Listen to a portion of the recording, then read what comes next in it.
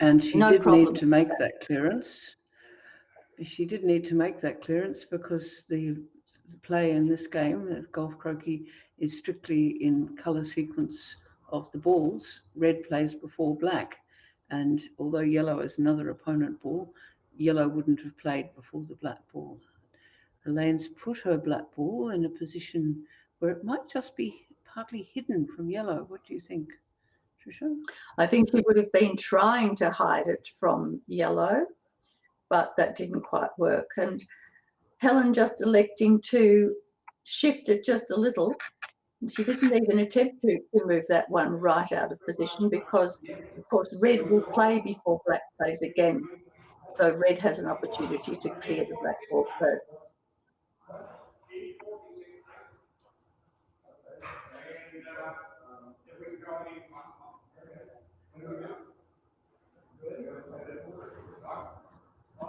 And she does. Looks like there's going to be a bit of a battle here for a while because although yellow could possibly run the hoop, it's at an awkward angle. So Elaine is just putting in another ball. There is a worry, of course, that Helen can get it into the jaws and then there's really no answer for Elaine. Hello, can I please see vaccination certificate before arriving? Okay.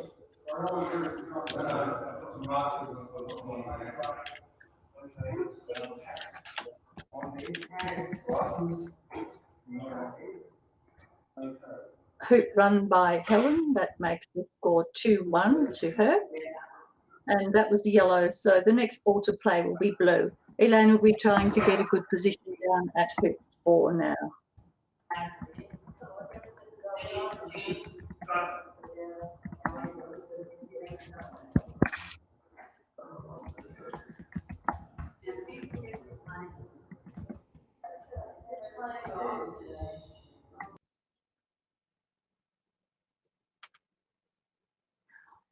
We were getting a lot of background noise there. It was people out on the balcony who were watching from the balcony in the same place as the cameras. It's a terrific spot to watch from. We've got cameras on the balcony as well as a moving camera, which you'll see there behind Helen. And that gives us those wonderful camera angles so we can really see what's going on. Awkward shot, that one, for Helen, because she didn't have much of a backswing. She handled that well, though, Kate, do you think? Yes, beautiful hoop.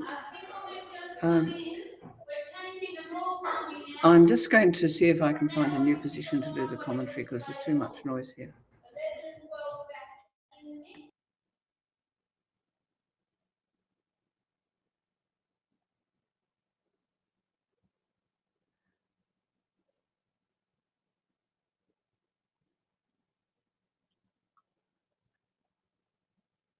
There's a couple of choices here for Helen. She could choose to take position close, or she could decide to try to move one of Elaine's balls, but she's saying that she thinks Elaine can probably not run the hoop from that distance, so she'll just put a ball in.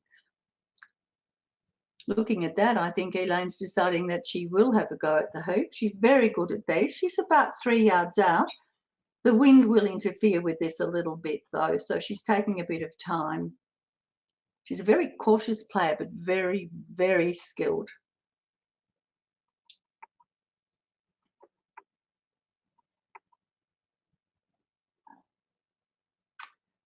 That was a good shot, very good shot. How far do you think that was, Kate? It's about 3 yards. I think Kate must still be looking for a spot. Nicely placed ball from Helen.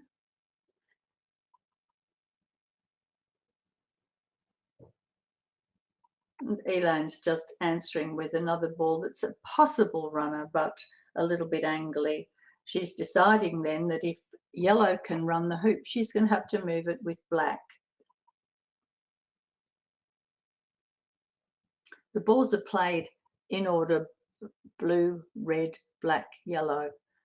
So if black doesn't move yellow and it's in hoop running position, well, Helen has a free shot at the hoop.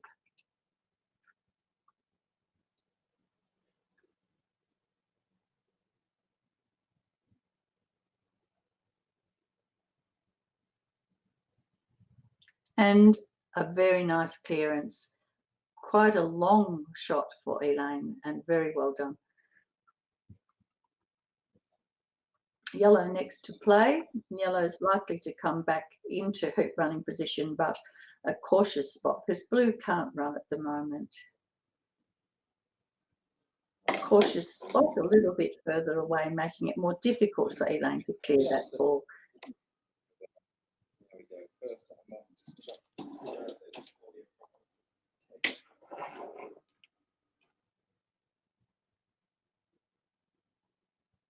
Nice clearance on red. You do walk quite a long way when you're playing golf croquet.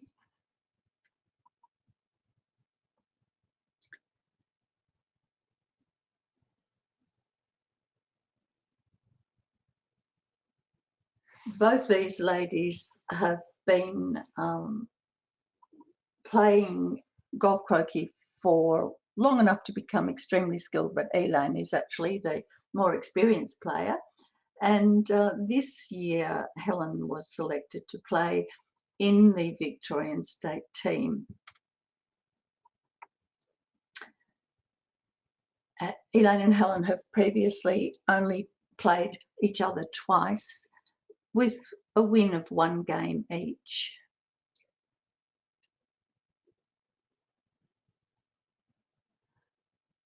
So, Kate, are you able to join the commentary now, or are you still having trouble with the audio?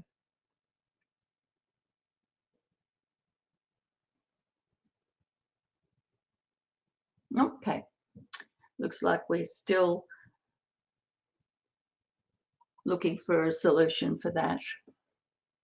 So it's just me answering now. Oh, a beautiful hoop run from Helen. Through 5 all the way up to reasonable position on 6. And Elaine's got a rather awkward shot there with the hoop a little bit hampering her. Not enough to need to call a referee, but still she makes the most of that. Almost lands it in the jaws of 6. Helen's still with the upper hand here with 2 balls on the playing side of the hoop, and red's in good position. And it looks like she may have got a position hidden from blue, which leaves Elaine having to clear that red one with the black.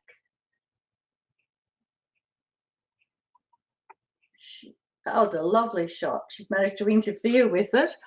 I can't quite see if red still has a shot, but certainly she'd have to be very careful when she plays it that she doesn't disturb the black ball as well. Just a possibility of a fault there.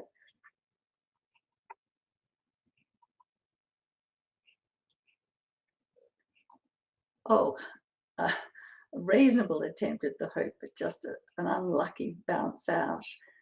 I don't know if Elaine can get that red ball with blue, though. I think it might be wired.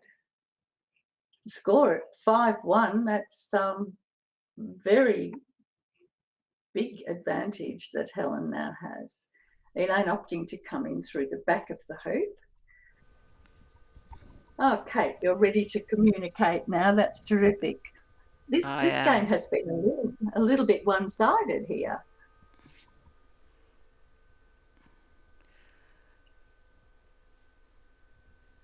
Has blue come through from the back? Yes, blue's through from the back that time. She couldn't see red. Helen had that hidden. When Elaine fired up there, the ball just slid past the hoop and Helen was able to come in and hide from the blue. But now she's opting to clear the black. She must have decided that she can't do the jump from there with black so close. As a referee, you'd have a comment to make about that shot. I guess we would want to have it watched if they hadn't gone at such very different angles. You would think they were very close. Could have been what we call a double tap, where the ball bounces off the ball that you're hitting and hits the mallet twice. Mm. Can I just She correct the handled that well. score? I think the score should be 4-1. Because we're on hoop 6 here. Oh, yes. Thank you. Still, it's quite a nice advantage to Helen, but of course the game's, as Kevin says, the game's not over till the balls are in the box, and it's only 4-1. And Elaine, of course, can't run the hoop from that position because it's coming from the back. Yes, So every before hoop has a running side. If you're not on the running side, you can't run the hoop. So we go round clockwise first and then anti-clockwise. Elaine has just nudged her blue ball onto the running side in actually quite a difficult position for Helen to dislodge it. Yes, there is an opportunity for Helen to jump with her yellow ball, but of course Elaine will probably be thinking that she'll move yellow so it can't jump. No. No, she's given her a chance at the jump. I think she tried to just gently nudge it or get in the way of yellow. It looks as if she's trying a clearance rather than a jump. Usually you'd expect the referee to be called to watch a jump. It's actually really difficult to tell whether it goes through or not if you're not standing directly in a line with the hoop. We can't see from this angle at all. I wonder if no, that was an attempted clearance that didn't happen. Certainly didn't. So Elaine can bring the score back to 2-4. Blue to play next. So that was Helen's attempt to stop that, and unfortunately for her, that didn't work. And through it goes. So then, they're now running across to hoop 7, and Helen has first shot at that. The players are constantly fiddling with their hats. The wind must really be bothering them. Yes, Helen particularly, she's got a strap under her chin, I've noticed, but she's still feeling her hat is about to blow off. That's a good shot, Kate. Gives her good running position. And it's on the short, what you call the short side of the hoop. So if it is cleared, it can't be cleared too far. But that is a very nice block. You wonder whether, if Helen were an association player, she could send black some distance and red actually towards the hoop. What do you think, Tricia? You're an association player. She certainly could, but we're assuming that red and black are in contact. If they are in contact, yes, she could do that. If they're not in contact, there's the danger of a fault. So she's looking as though that they are not touching balls. She's hitting at an angle. And one of those very angled clearances, which is quite safe from being called as a double tap. Yes, it's safe, but it doesn't help when your own ball has to travel a long way away as well. Absolutely. So we're now in a situation where Elaine has 2 balls close to the hoop and Helen's are further away. So even though yellow's next to play, if she can't get it in the jaws, she can't stop blue. She's going to try for the jaws, I think. Not an easy shot. No. It does look as if blue might do an in off here. If blue's still there, yes. Oh, yes, of course blue's still there. She's next to play. She might do. Well, you could just clear it. If she hits it dead centre, it won't travel very far, so that would be handy. She'd still be there. Well, she's certainly much closer than yellow. Helen has the long walk again. But she's got to play red red first. Red Red's the next one to that went play. over to the other boundary with the clearance that she made, and there is black in a very nice position. Was. But not now. Lovely 7-yard clearance, or eight yards perhaps. It was on an angle. Very solid. But black will come back. Blue plays before red. Black's come back maybe a little too far. Little too far, but even if blue was to clear red, it could only clear it to the north boundary, so that wouldn't be very far away.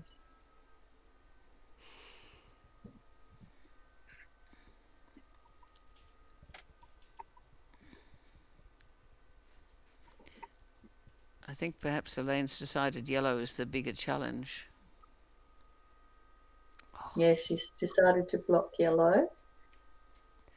Beautiful block. The game of golf croquet is all about the tactics, about making the right choice, because the balls have to be played in order, isn't it? And there's often 2 or 3 possibilities. Once you've decided what you're going to do, you just have to try to execute it as best you can.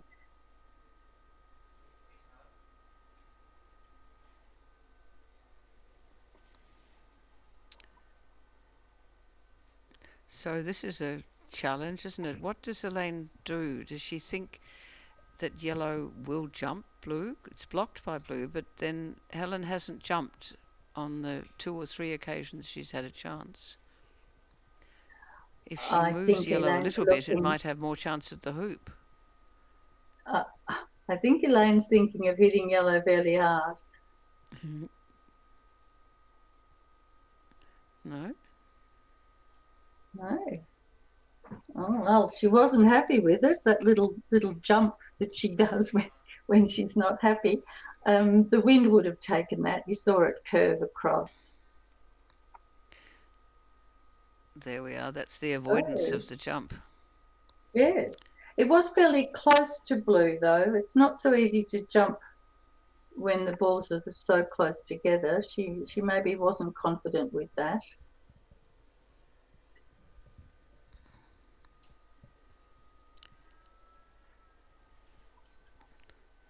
So we have black again on the wrong side of the hoop, and red is placed very carefully, I think, so that when black comes through, if it goes straight through, red will be red and yellow, either red or yellow could clear it.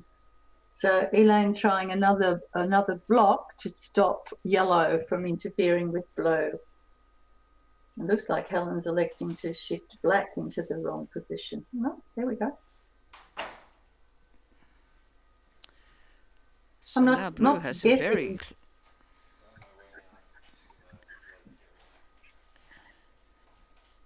I'm not guessing very well what tactics these ladies are going to employ. Helen did surprise me then.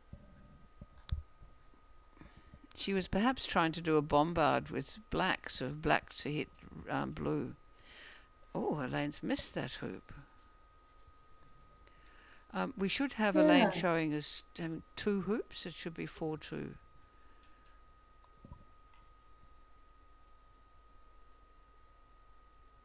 Helen just taking position again with red, and now black to play. Black won't be thinking she needs to clear that red one, because blue, although it plays first, will be already cleared by yellow. Elaine taking 2 or 3 goes at lining this up. Obviously the wind's bothering her, and it isn't an easy clearance, but it's one that she will have done many times, but it is an important one. And she does it. That's lovely.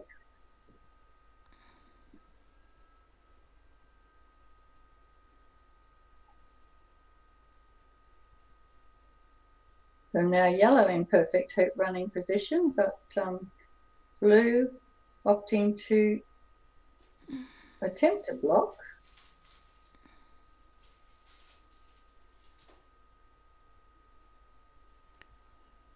My goodness, that And curved then red around. attempt. Yes. I think red was attempting to block blue's shot on yellow.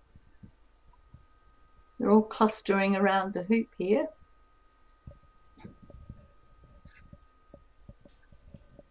Elaine deciding that yellow has to go.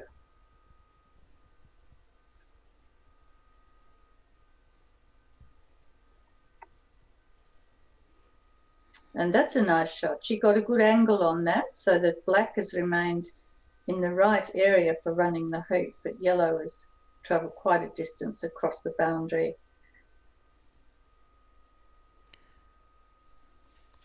What do you think about the position of blue? I don't think blue can run the hoop. It could go into the hoop. It looks as if it will be quite difficult for Helen to clear it without just pushing it into the hoop. Yes, it is an awkward shot for her, but she certainly looks like she's going to have to deal with blue. So maybe it's a bit of hit and hope. If you hit it, you hope that you don't hit it directly into the jaws. Of course, if you were trying to do it, it wouldn't work. So maybe that's what'll happen. It'll go somewhere else. And it does. Very nice shot. And with red being next to play after blue, Elaine will now need to clear the red. There's been a lot of interchanges at this hoop.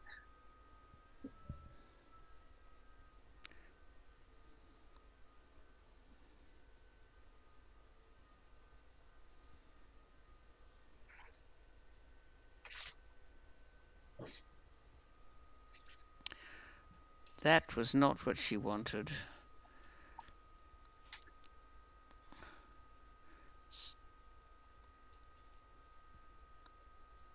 The immediate danger of red running the hoop is, yeah. I wonder if there's a little bit of room for Elaine to get into the hoop here. Looks as if that's what she's trying for.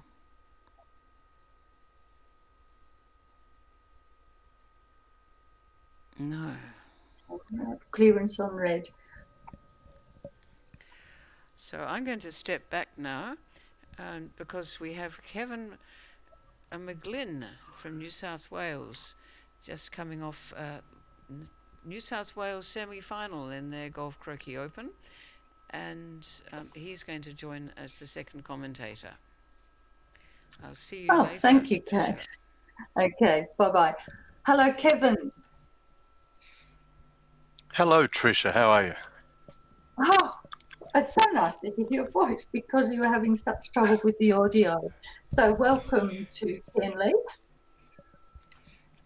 Thank you very much. It's been a fascinating game to watch, and I do note that having played at Cairnlea before, the wind is definitely affecting the decisions that these two ladies are making, when sometimes it would appear to us that they would take this shot, you know, a jump, for example, or an easy clearance. They're electing to go for maybe a safer option due to the wind. What are your thoughts, Tricia?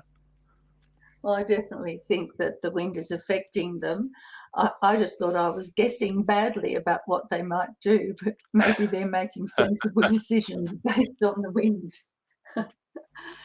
Yeah, and you can see some of the balls that they're putting in. When the ball's travelling maybe 5 yards, there's a huge curve, and I don't think that's due to the lawn. I think the wind is playing a huge part of the decision making for both the players this morning. It's very frustrating when the wind gets in amongst it as well. You've already got to contend with an opponent shifting your balls around, and then you have to contend with the wind.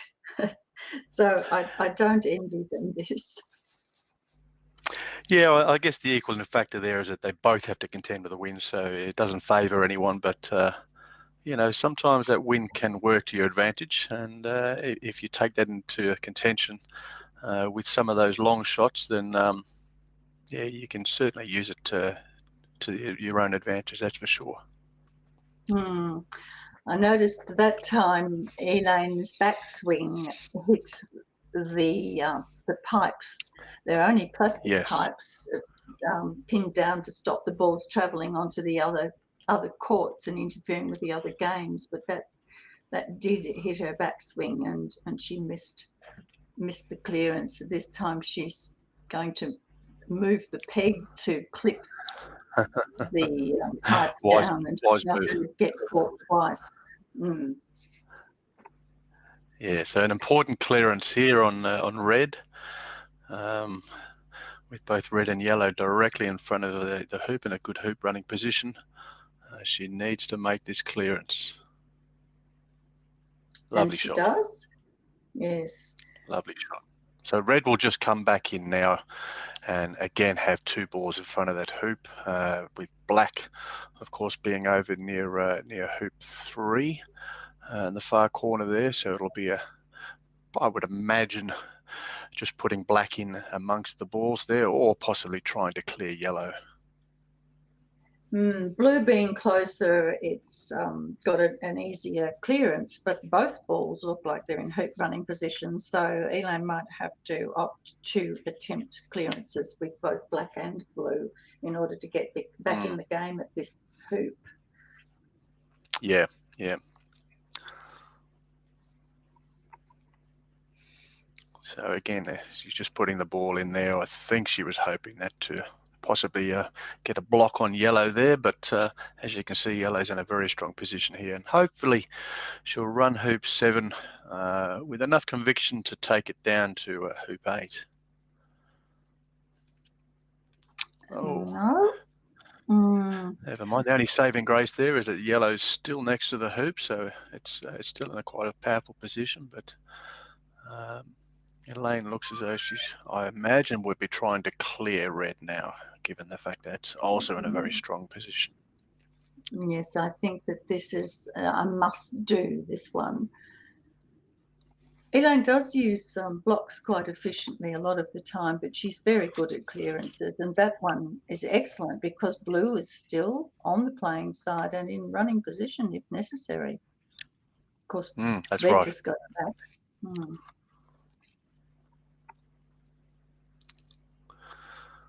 So we'll see what she does with her black ball. I think, Kevin, she might be making sure that red's not there, but since blue plays before red, she doesn't actually have to clear that red one now.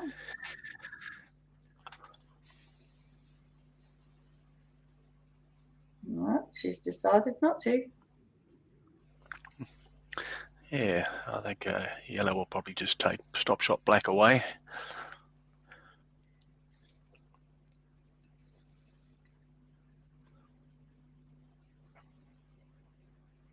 I thought so that here's yellow the conundrum might have that most stayed. So here's the conundrum that most golf croquet players face numerous times throughout a game. Do I attempt the hoop, or do I clear the following ball? And it looks as though she may be trying to run that hoop. No, she went for a clearance and was unlucky. And that was very unlucky because with red now due to run the hoop, blue will be offside if red succeeds.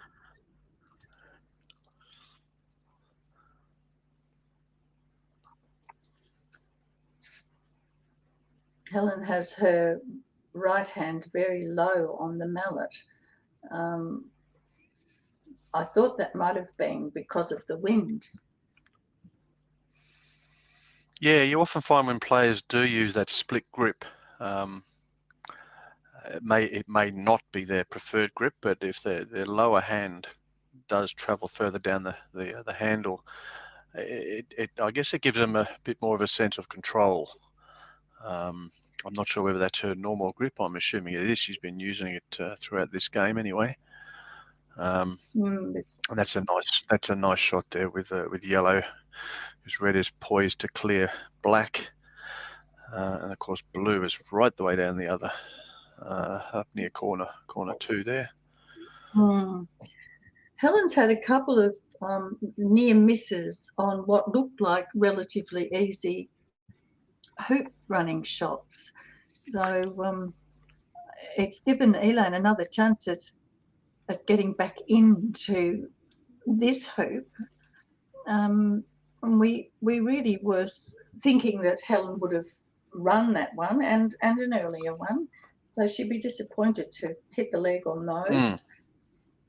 Yeah, most certainly. Most certainly. But sometimes those 1 yarders are the tricky ones, aren't they? They're the ones you've got to give as much attention to as running a 7-yard hoop. Yes, and definitely. give that shot the respect it deserves. Yes, and even in that clearance, red is no longer in a hoop running position, and the black is still has a better line. So she didn't manage to shift the black far enough away. No. Well, black's looking to clear yellow here, which will set blue up for a potential hoop, depending on how far yellow goes. And how quickly the changeover happens. If this clearance works, blue and black are in control. Yes, blink of an eye. Often you think you're in total control of a hoop with both your balls there. And all of a sudden, within the next minute, both the opposition balls are in control of the hoop. And this is why it's vital, once you do have a hoop running position, to capitalise on that and try and run those hoops. It's so important to do. Oh, lovely clearance. Yes, a very good answer from Helen. And the women are playing a double round robin over these 2 days. So we will see Elaine playing Helen again tomorrow. Today, each of the women, and there are 6 of them in this event, each of them will play the other today and then again tomorrow. Oh, I see. That's good. Bit of a feeling out process possibly for the first game. The men's event is two blocks, and the block winners will play off. So there's plenty of croquet to be viewed over the next 2 days. And each day we start the broadcast at 10. So we'll miss the first round of each day. And then we'll go through till around 3. So we'll probably miss the last round of the day as well. But we're hoping to be able to bring you some really good golf croquet matches in that time. That's terrific. We're still jockeying for position at hoop 7. This has been a long one. Lots of interchange. It's been a very long hoop. There's numerous attempts on the hoop, but none successful yet. Blue's hoping to clear it, and you can just see the wind there and how strong that is, shifting the black dividers there, and you can see the clothes moving about quite a bit. So I think blue's trying to clear red here. Okay, so missed red, and red's obviously going to move black away and leave yellow for yet another attempt at the hoop. So this one, you think that you'll be trying to hit black on the left of the ball so that black moves further away than red. That was a lovely, beautifully executed clearance there. It was indeed, yeah. So there was no point hitting it head on. It would have just pushed it to the closer boundary, wouldn't leaving another 7-yard clearance. But as you can see, she's a few further yards away, making it a bit more difficult in the conditions as well to try and clear yellow. And when the ball goes across the line on golf croquet games, that return to the spot where they crossed the line and played from there. And both of Elaine's balls are now on the line.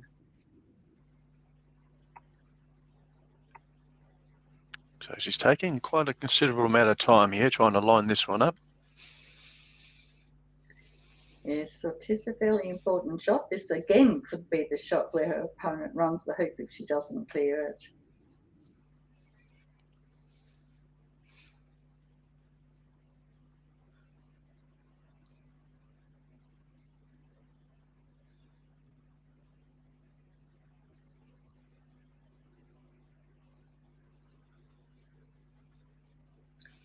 and a near miss, but still a miss, leaving yellow an opportunity to run the hoop to go 5-2 ahead. Yeah, it'll be interesting to see whether Helen decides to try and run that hoop or to jaws. Of course, on the odd number hoops, and 7 being one, it's a good idea if you can to try and jaws that ball, depending on where your opponent's balls are, leaving her with an opportunity to not only win hoop 7, but to run up to hoop 8 and be first to the That's next right. hoop. That would be a good move. No, she's decided Okay, that there's so she's been too many decided, yeah. attempts. Yeah. She's just going to run the hoop. Yes, And yeah, it's two probably a yellow wise move. clips. 2 yellow clips on that hoop. She's won that hoop as hoop 2, running south to north, and as hoop 7, running north to south. So Elaine is first shot down to hoop 8. Oh, she's overhit that, Just a which is bit unfortunate. too long. Yes. Yes, you don't really want to be on the opposite side, on the non-playing side, if it gives your opponent an opportunity to place the ball wide, as we say, in front of the Correct, hoop. You yep. can see there's a position on the other side where red could have landed and blue would be unable to change that position. Black coming in, and that's Lovely approach. a good shot. Black perfectly set to run the hoop at the moment. And yellow, look at the curve on that one. It's quite significant, wasn't it? Mm. So as you can see, with blue gone past the hoop, red's opted to stay quite away from the hoop, so as to lessen the chance that blue will clear red. And blue's just come in for a little sneaky block there. So I would imagine red would clear black now, and leaving yellow to do the same to blue. Nice clearance. Right. That she does. And do you think Elaine now will just fire up to clear yellow? Oh, yeah, well, that's certainly an option. I think looking at the way the ladies have been playing, I think she'll probably just put the ball in the hoop running position. And you're right. And a little bit longish position so that it doesn't make it too easy for red to clear it. Yeah, it's a nice clearance. Blue can come back. Yellow's still staying around the hoop, so that made it a nice clearance. So it'd be a good idea if blue can try and put a little block in between red and black there, which it looks like she's trying to do. Oh, well, you called it. Yes, well done. Just a tad short, but it's still a good spot to be in. Look at the little insert on the screen. You can really see the position of those balls now. That's a nice clearance. That's very well done. And of course, Helen now in a position to clear blue with yellow. Yes, yes, indeed.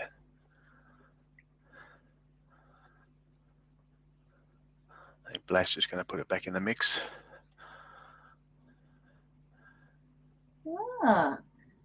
She's managed a lovely block on yellow.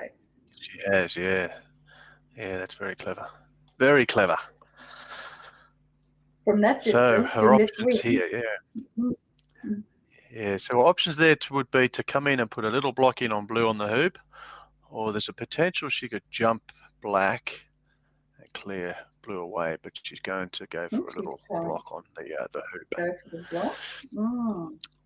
She hasn't jumped very well. I haven't seen her attempt to jump so far, so she may not be feeling it's necessary to try it for that situation. She might consider a jump to a hoop, but Elaine, now the block being unsuccessful, Elaine has a chance at the hoop. Oh, Very well, nice. there we go. Okay, Good shot. 3-5. There's been quite a few Yeah, hoop misses at the previous hoop, but not that time. yes, yeah, that was a nice hoop. And just talking about those jumps, that's not a skill that all players have. You know, some people find the jump terribly difficult to do, but it's a wonderful skill to have in your kit bag if you can do a jump. It really puts the pressure on your opposition, particularly if they know you can jump. Yes, Yeah, so it that's, like I removes said one of before, it's their not a skill weapons. that all players have.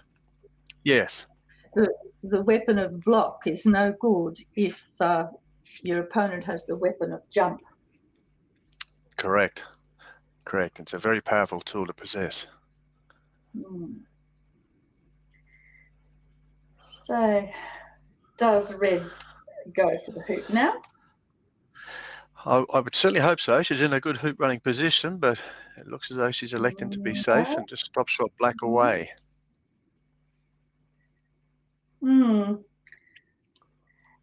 She may have found that it was hampering her stance for running the hoop. Yep. It might have been a little bit close for comfort with the stance or with the backswing. I couldn't quite pick it with the angle, but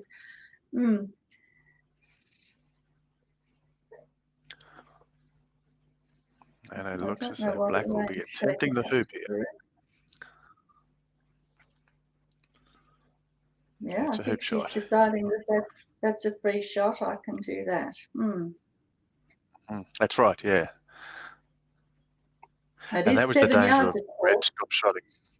Well, that's right. It's the bread and butter. It's these 7-yard shots. You should be making them more often than not. Well, certainly indicating to your opponent that you'll do it. Oh, Very bad luck, close. just to the outside of the left leg there. It was what Good we call attempt. a free shot, though, because Yes. the other ball, red, wasn't due to play next, and if yellow chooses to clear blue, she'll still maybe have to clear red. But there hasn't been a lot of really aggressive play in this match. A lot of caution. Yes, I agree. They're both erring on the side of the caution, right? Just opting for the safer shot rather than, like you said, being more aggressive. Again, there's another example, just putting a little block in as opposed to clearing red. So red really should be going for that hoop now. As you can see with the inset there, she can see that hoop. Yes, the inset gives us the line on the fact that red can see the hoop, yellow can see the hoop, and red can see blue.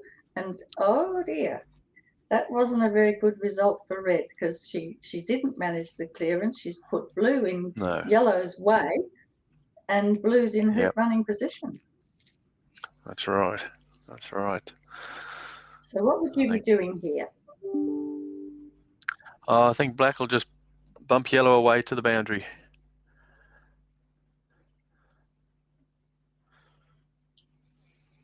And that's a nice shot, and more than yeah. likely has even got black blocking the hoop, and of course blue blocking the hoop. So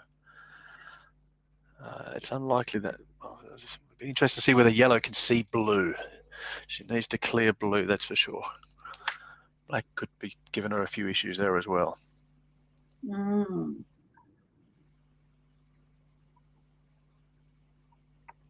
So with this hoop, Elaine could possibly be giving us a more of a battle at a 4-5. Oh, what happened then? Well, I think a combination of the wind and the lawn. The ball almost did a 90-degree turn to the right. So blue's got a bit of a hampered shot here. So the referee should be coming over. Yes, they're both calling for the ref. This will be an interesting shot to watch. But a lovely ball in there with the yellow. I think she got a bit lucky there. But you take the luck when you get it. Yes. Gosh, that did surprise me. I didn't think she had any answer to that. No, no, it was almost a right angle. That yellow ball come in and nuzzle in behind blue. Here's referee. This is John Vandertower. John's been doing some coaching in Bort over the last 2 days as part of the new player development project that we've been doing with Croquet Victorian. John's an experienced coach and player as well as referee and referee trainer. And no wonder we couldn't see there's what a was slow happening. motion. Yeah. The camera had And Helen look at in that the ball way. turn. Oh dear. It was a great replay Right. with a strange situation.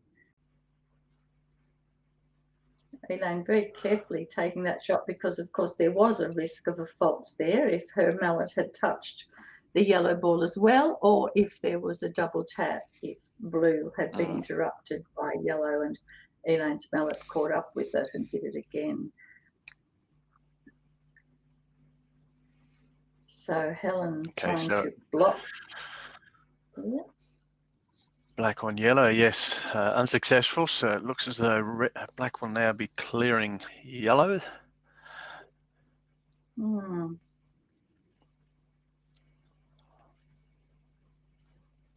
Lovely camera shot there. Yes, the roving camera down there on the court adds a lot, doesn't it? Because we've got the overhead cameras looking from the balcony as well. Gives you a great angle. That's a nice clearance. So I don't think she'll be able to see a great deal of blue there. So our option really is to come through the back door there and try and either clear or just nuzzle into the back of the hoop, making blue's attempt on the hoop a bit more difficult and somewhat hampered. Another great camera angle. As you can see, the leg is right in the way, so she may be able to go to the right of the leg there. She can see probably about a quarter of the ball. Unlucky. Yeah.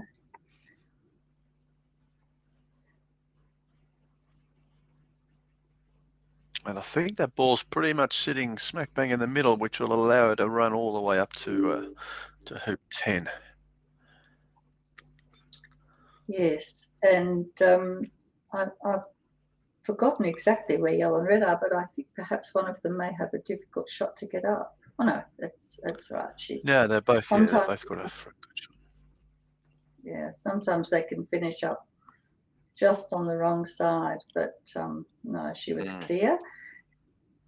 And black has a shorter shot to approach from, so she should be fairly accurate. Oh, that's a lovely ball. That is. So black now becomes the running ball, and blue will become the clearing ball. And Elaine is now only one hoop behind there, 4-5. Yes, she's caught up nicely there. And she's in a very strong position as well. So a good clearance here, and you can see the position of black on the inset there in lovely spot. And a good clearance. Makes the shot for red. Very firm clearance. Yeah, makes the shot for red a very long one, doesn't it? It does indeed. But a very important clearance attempt coming up now. As you can see, black's in a beautiful position.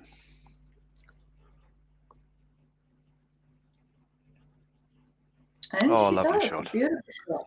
Yes. Very nice, very nice.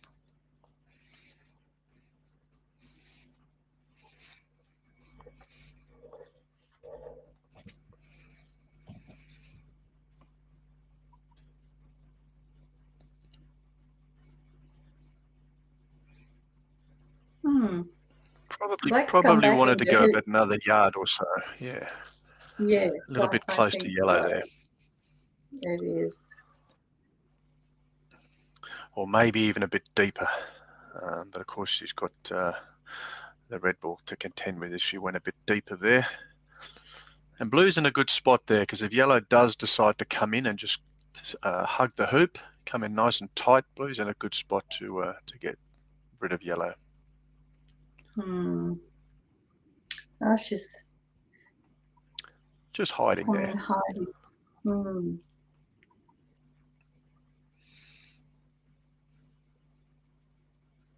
Nice ball in. So another attempted clearance on black.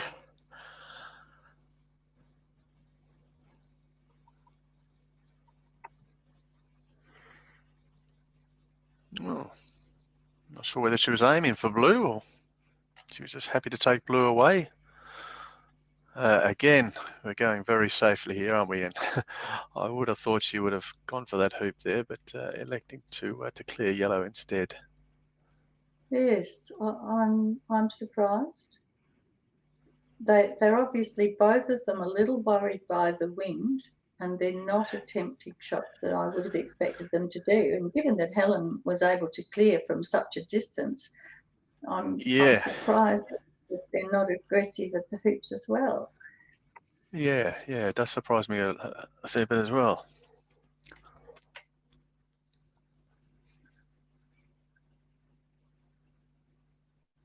Nice ball in from blue there. Yeah, Elaine has two possible hoop runners, so Helen will have to decide if she thinks they are. And she's assuming now that black can't run the hoop and black's going to have to clear something.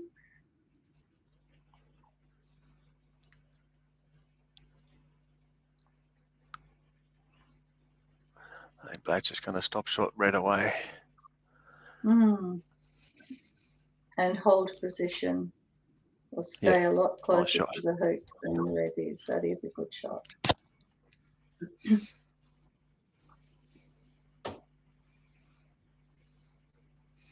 Oh, just looking at the referee of the background there. Looks like she's in the Antarctic. It must be quite brisk out there. She's wrapped up. It's a long day for a referee. The job is a long standing in the cold and wind job. Yes, yeah. Hats off to the refs. Yeah, thank you, refs. All right, so Elaine puts the blue in, planning to clear yellow with the black. They seem to be all lined up. All sorts of dreadful things can happen when you're hitting balls that are in a row. A lot of collateral damage. Yes. Helen attempts to shift Elaine's black, but fails that time. So now Elaine has to hit this ball on the side or she's going to clear her own ball as well.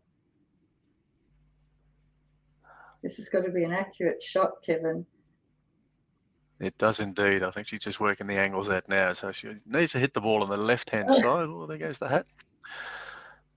Left-hand side, yellow away to the boundary and black. Oh, okay, the angles are a bit deceiving there, but that was a very nice shot. Yeah. As you can see in the inset there, blue is beautifully positioned. So again, we'll have another clearing attempt from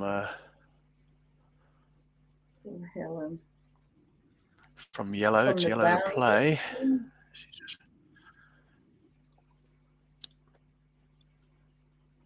She's just advised her opponent to say it's yellow to play.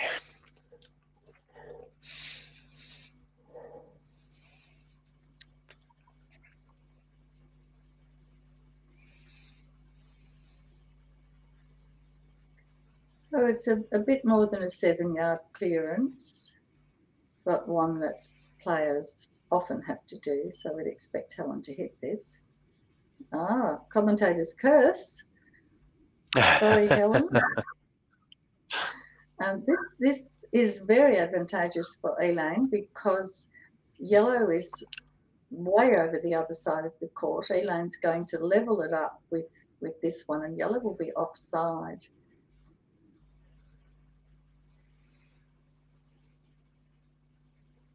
Right, 5-all. Okay, well, Now we've got a 5 game on our all. hands. We have a game. Off to hoop 11. Yes. Nobody seems to be And I'm not worrying sure. about yellow, so Yeah, I'm not sure if she's directed her to she, put yellow in the penalty area. it is a long way in either position, so she may not, because the shot from the penalty area is one that players practice. So perhaps leaving her Correct. where she is maybe a tactical decision. The distance is not greatly different.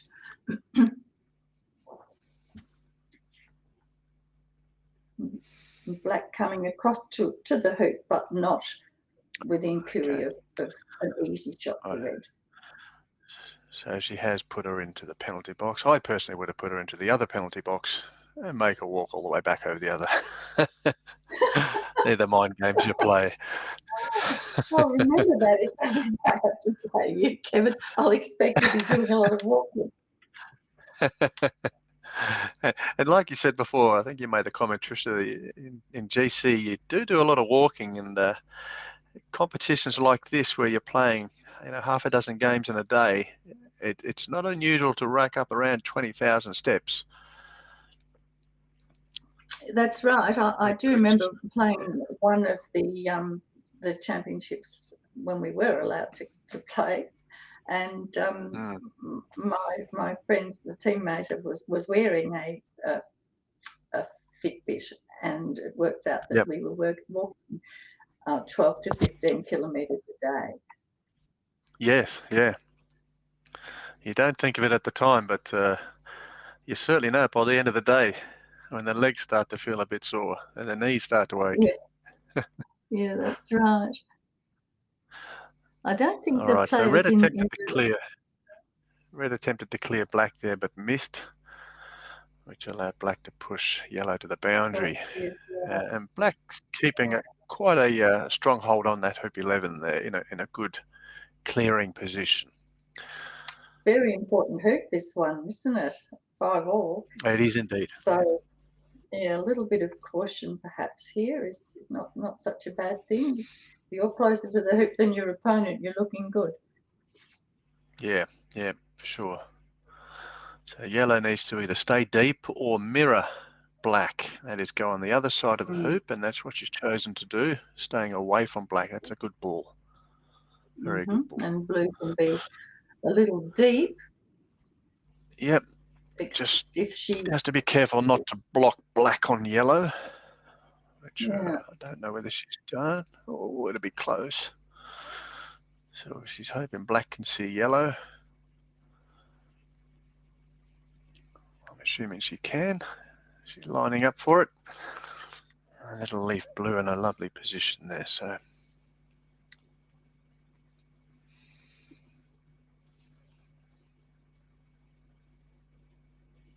lovely clearance. Dead centre. Oh, a bit unlucky hitting the hoop there.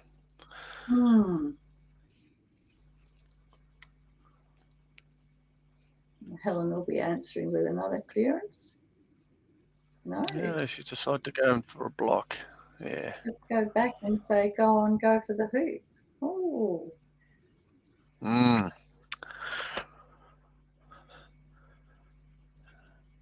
It is a little bit angly, we can see now.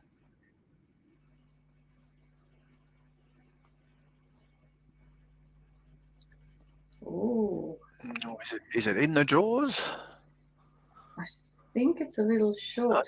A jaws position would be wonderful if it really is the jaws. Yeah, it was, yeah. So that's should be easily cleared by red there. Oh, okay.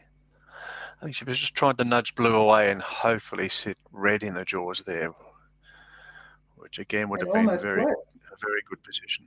Yeah, it did, because I think blue is that close, it probably wouldn't be able to jump from there. But again, these TV camera angles are a little deceiving at times.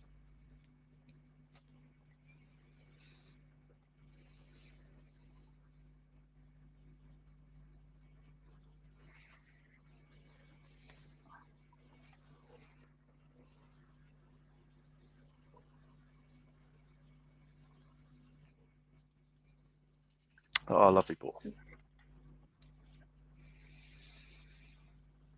We were talking about offside balls earlier. Just an opportunity to explain to the viewers about offside. If a ball that you play is past the halfway mark to the next hoop without touching an opponent ball, if you hit it there and miss, and then the hoop is run, your opponent is able to say your ball is offside and send you to a penalty position. So we were discussing whether or not the ball that Helen missed with was going to be directed to a penalty spot or not. The penalty spots are on the sides of the court, east and west, about level with the peg. And on that occasion, Elaine did send Helen to the penalty spot to play from there. So no penalties happening now. Everybody's hitting things, so it's all okay. I think we've mentioned before, Helen currently has a golf croquet world ranking of 145 in Australia, 812 in the world. And Elaine is 15 in Australia and 179 in the world. So quite a big difference there, 15th to 145. But it's certainly not showing. Helen is more than holding her own in this game. Both ladies So playing Helen some wonderful golf croquet. They're both fairly unflappable. And Elaine is extremely steady and very, very skilled, very careful and very skilled, very reliable in the 7 to 10 yard clearances, and usually also in the long hoops. And Helen has shown that she can match it. She hasn't played as much. So sometimes the ranking doesn't mean that you're a great deal worse or better. It simply means that you haven't played as many games. Yes, correct. And Elaine has much more experience than Helen. Yep. Righto, blue to run hoop 11. And nice this hoop. time, no curse. Well done, Kevin. You didn't curse her. She did it. And we've seen a few misses on hoops, so it was good to see that one at hoop 11. And for the first time, Elaine is 1 up, so the score for her now will be 6-5.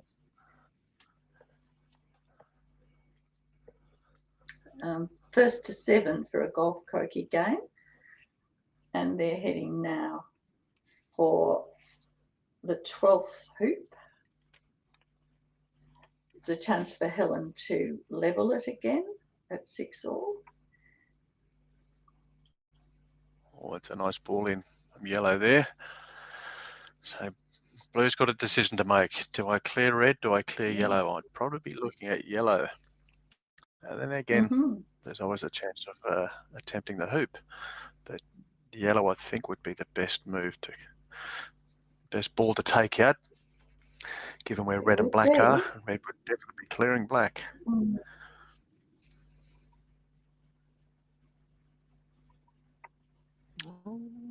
Okay.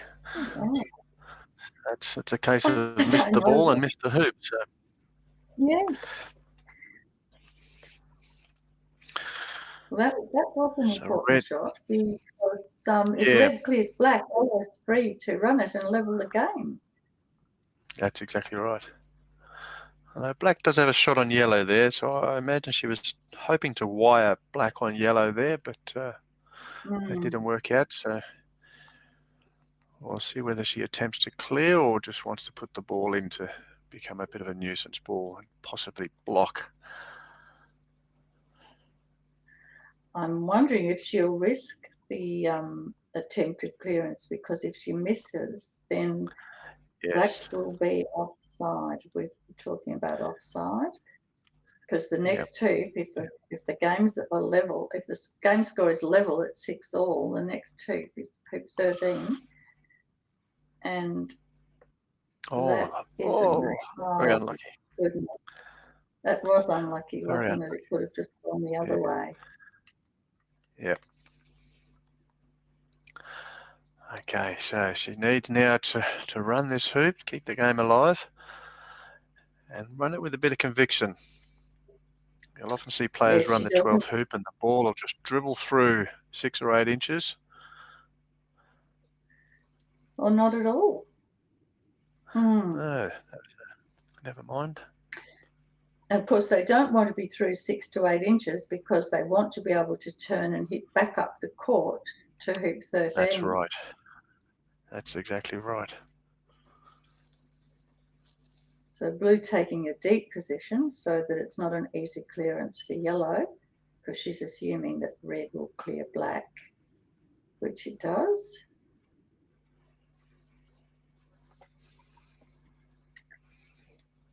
So there's an opportunity now, Kevin, for black to come in and be wired from yellow, do you think? Or is yellow a little bit too much to the side?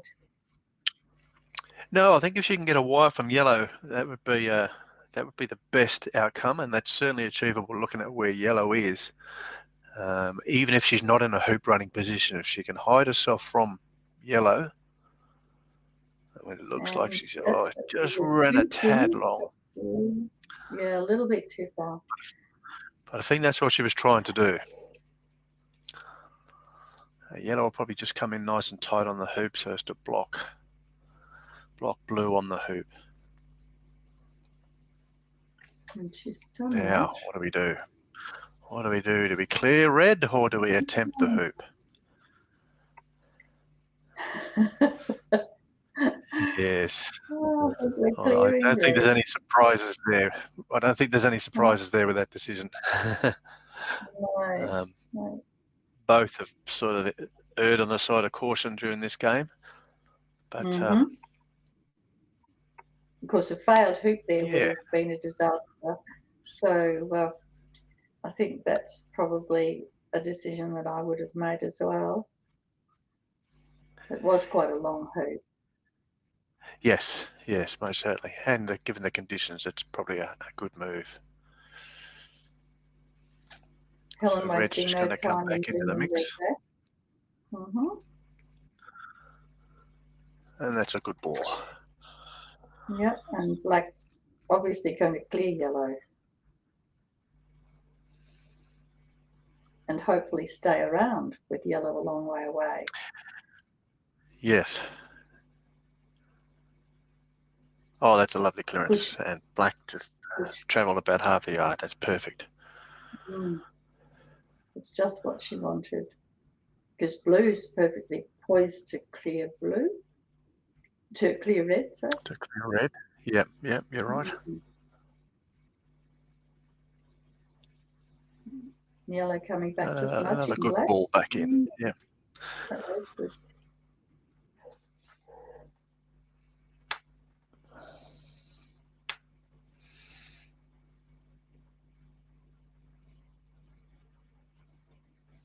That's a nice shot as well. I think if ever you clear a ball, you've got to finish off with your ball closer to the hoop than they are. Yeah, most certainly. So I don't think red can see much of black there, so she's elected just to dribble the ball in just to see whether or not, and the lawn, as you can see, is taking away to the left.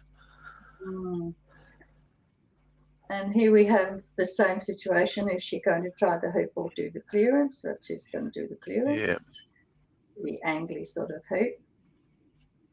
But they've very consistently been bringing the balls back into good positions, haven't they? They have indeed, yeah. There's been some long clearances, but each time that ball just seems to find its way back to where it initially was. And that's a great skill to possess. As you can see, yellow's done exactly the same thing again. And is it protecting red? Looking at what blue's doing, I don't think it is. Okay. Elaine has been an association player for a long time. And Helen has been playing a great deal of golf croquet recently. This year, Elaine's only played 10 ranking games and Helen's played 46. Oh, wow. Elaine There's a big works full difference there, time. isn't there? Yeah. Mm. Right.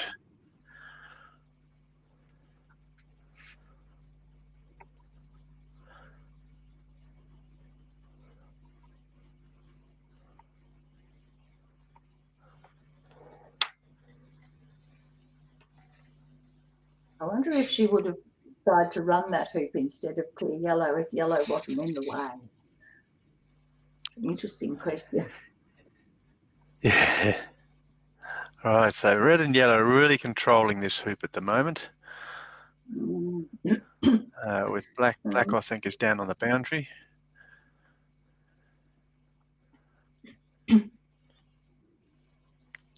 Nice clearance though. I'm not sure if black will have a shot at yellow. Yeah, looking at where she's walking to, she should have a shot on yellow. But it's a big clearance. Another important, yeah, big important shot. Mm. Yeah, so red will just dribble back in over towards hoop 11 there, correction, hoop 12. And she's done a lovely approach shot there, good position.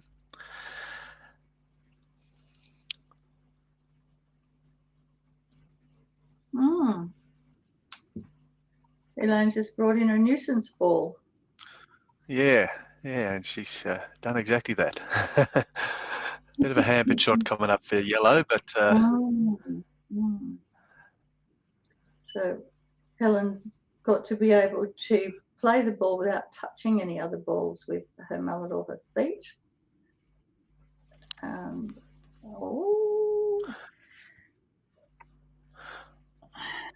right, so if blue will take black, correction, red away, I would imagine. Yeah, and then do the jump. Possibly, we might see a jump. Mm. It'll depend on how yellow is sitting, because if yellow is sitting on that leg, then it can't run that hoop. So if it is sitting out a little bit, it may be able to jaws or run the hoop. Again, it's hard to see with this camera angle. And the nice inset, clearance you there. can see still, it looks against the leg, but you can see it's a lovely line for a jump if Elaine elects to take it. And of course, if she's still ready, Helen might be looking to clear it. And it's a very good attempt. Undecided sort of shot, wasn't it? It was just a coming back in shot and saying, well, go on, do your worst. So she's just having a look there to see how yellow is sitting, whether or not yellow is runnable. Oh, she doesn't look like she's going to jump because the clip's still on. No, she's coming into Well, she's jump going for the position. jump. The clip's still on and the her hoop. opponent very kindly takes the clip off. Okay. So this shot for the match.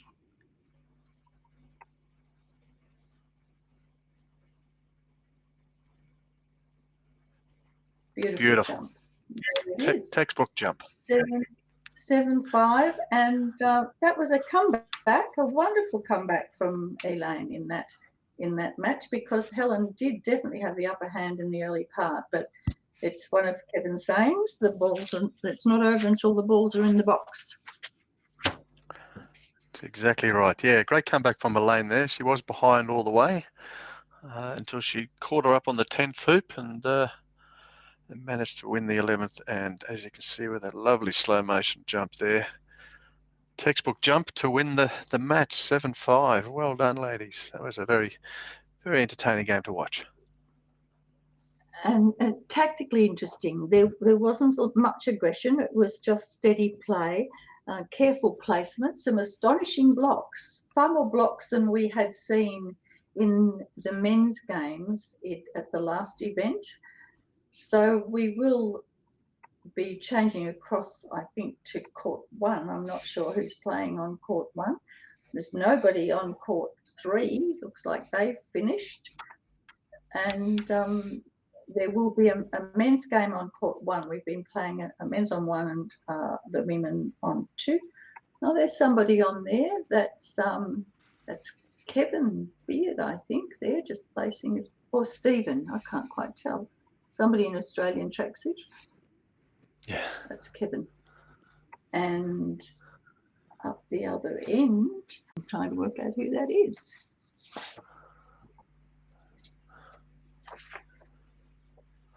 So they look like they're on hoop 11 there. That's 11, yeah. And we'll see if we can get a score for you.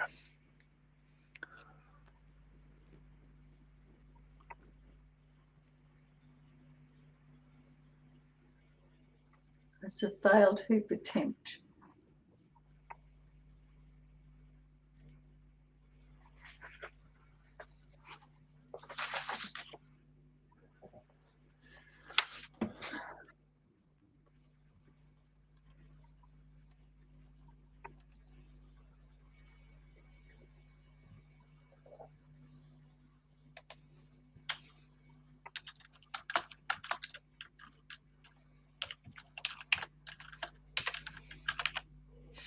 Another miss with a red there from Kevin.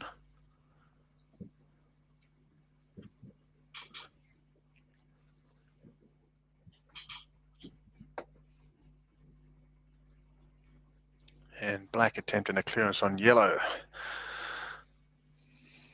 And executing it, not.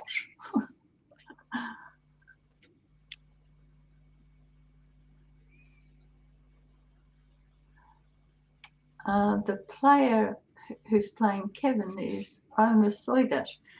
Omar's from Monash, and I haven't seen him play before.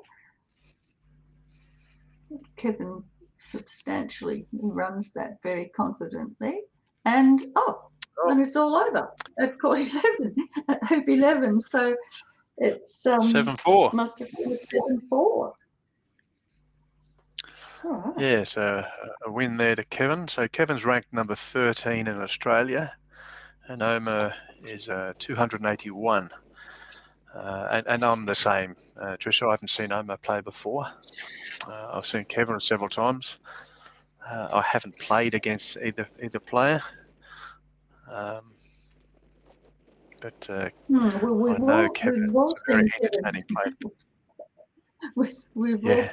all seen Kevin play several times, but I think against Kevin, with the way Omar's ranking is in comparison, I'd say that he did very well to get to 7-4. Yes. So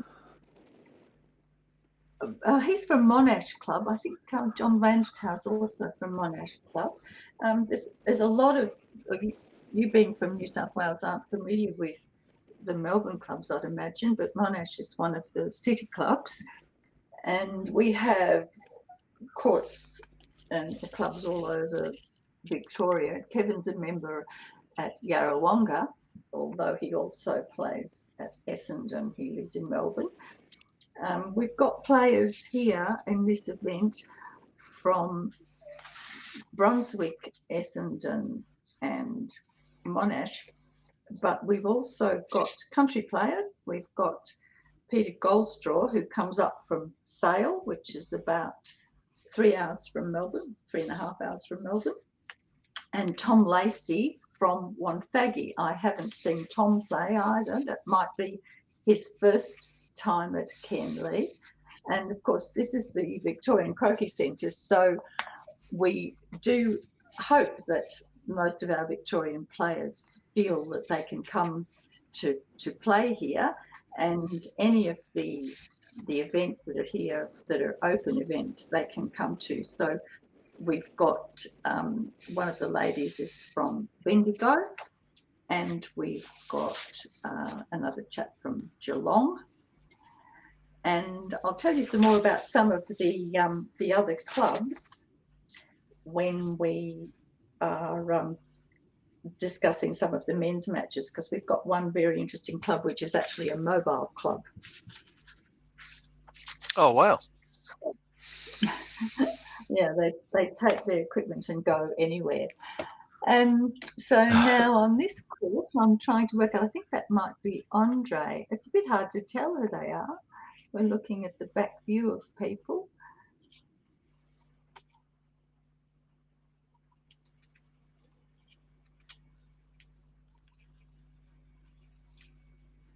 Somebody's telling me that on court 2 they've got Lester and Tony Pye, but I don't see Lester there.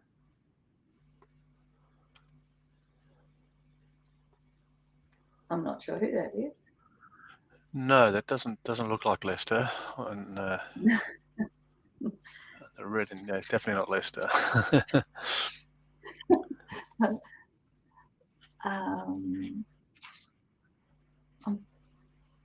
Oh, it's Andre in the white playing red and yellow, and John Carr. So Andre is from Williamstown Club. He's been playing at Cairnlea quite often, and John Carr is from Mornington, down on the peninsula, and just a failed attempt at hoop 2 from John.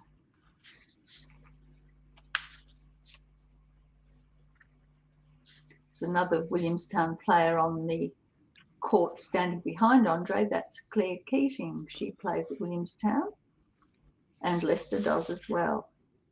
Lester Hughes. We'll see him later. Andre placing a cautious wide ball there. Yeah, it's a good ball, a long way away from blue, which is exactly what you want. So I wonder if blue's just going to give black a bit of a nudge, or just set up for a to possibly wire himself from red. Yeah, good ball. That's a useful technique.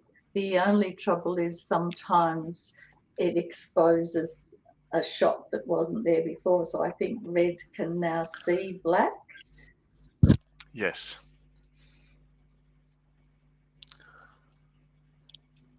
And he's not worrying about it. Okay, I'm not because sure yellow why he's done plays. that. Well, yellow plays before black, so he's. No, it doesn't. No, it So doesn't. black to run the hoop. Yeah, I think he got his colours mixed up there, because that wasn't a very sensible shot, particularly if you had an opportunity to clear black, which is what he should have done. So I'm not sure why he played that shot. Anyway, I got the colours mixed up too. that's easy to do. We've all done it. Okay, we know. Blue, red, black, yellow. It's on the And that's a peg, lovely approach with the know. yellow there. Yes, indeed. It's sitting on the peg or sitting on your mallet, and plenty of areas where it is painted to remind you, but easy to forget. We do know that. And Yes. I'm not quite sure why blues ended up on the wrong side of the hoop there. That's a strange thing. Yeah, well, depending on, again, it's a bit of a cautious shot in the hope that potentially yellow will jaws the ball if it doesn't run the hoop, but normally you would attempt to clear yellow given the fact it's sitting a yard directly in front. So he's opted to hope that he doesn't run that yellow ball and just jawses it. John is not one who's had a great deal of experience, so he might still have an idea that a player will miss the hoop and he'll be able to hit from the wrong side. Yeah. So a nice hoop there by yellow, taking the score to 2-1 to Andre.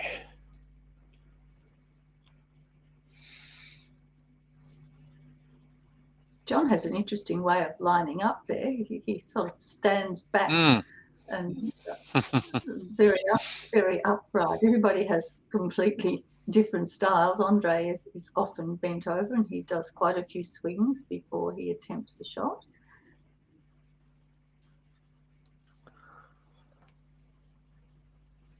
Gone a bit long there for red. I don't know whether he was an attempted push clearance from red there, or sometimes the player, particularly in situations like that where there's every chance that you could give blue a nudge, but if you miss blue, there's every chance that you could run that hoop still. So, and this is another similar shot. He'll either be attempting to hit blue, and if he misses, there's every chance you could run the hoop. And it looks like he's gone wide again with that one. did show in the back swing how much of a hook he had on the back swing. Yeah, yeah.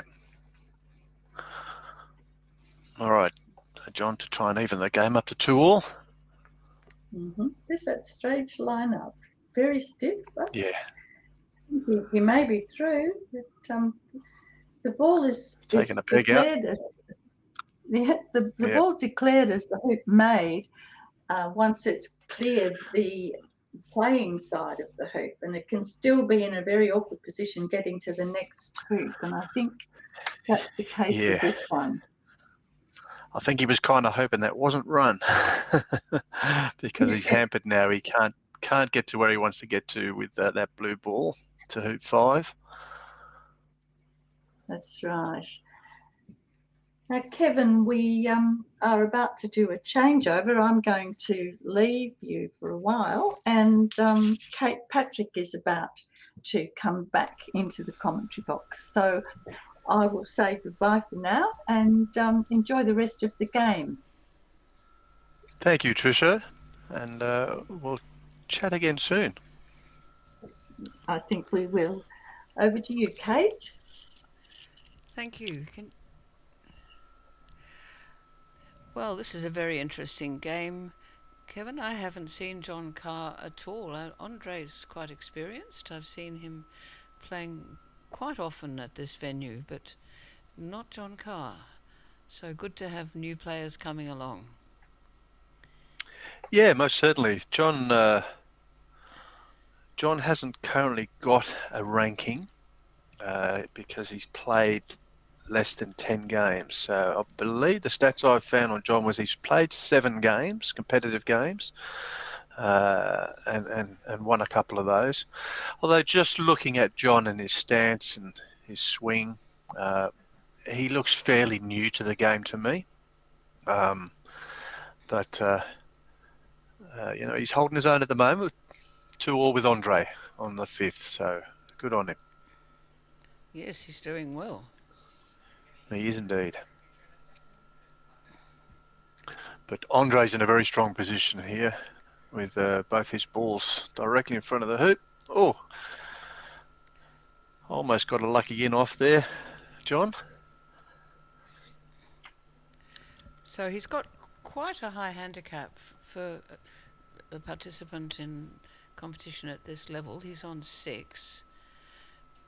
Which, given that he's not been playing very long, I think his membership number is quite high. I think he's only been playing a couple of years. He's done very well to get to 6, and he's won a gold already at Warrnambool in the range 5 to 10. So he's obviously out there competing and wanting to compete. Go, John. Yes, 2 years of play and down to a handicap of 6. That's exceptional. And a nice block there on red.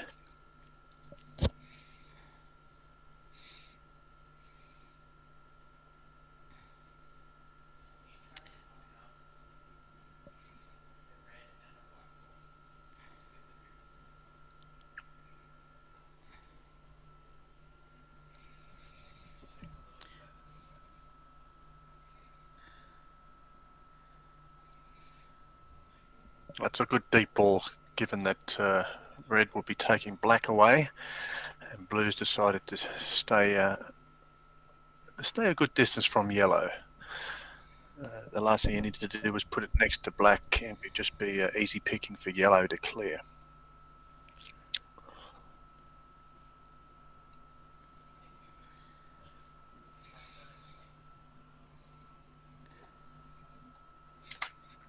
So will he go the hoop? Well, that's black to play. He's playing black, of course. Yes, black to Yeah, play. yeah. I think he's just trying to put a block on yellow to blue. If that's the case, then yellow will come in tight. Yellow will come in tight on the hoop. He's really thinking one ball ahead, do you think? Because red's the one that he's safer from. Yeah. Yeah, so yellow's come in tight, put a block on the hoop there.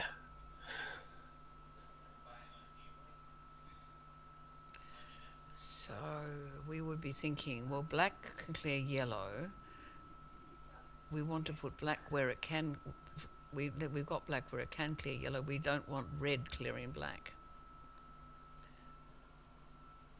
Has he got the block? That's what he's thinking.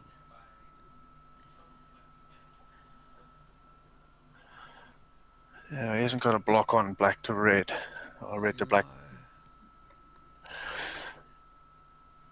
But he's given himself a good chance. If red, it is, yeah. If red is not successful here, then black's in a great spot to clear yellow and blue to run. Oh. Okay, so unfortunate there for Andre. Took his own ball away,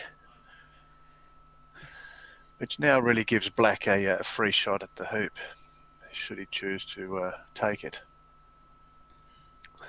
What he's got to keep in mind, of course, is that blue can see hoop 6 and is not impeded.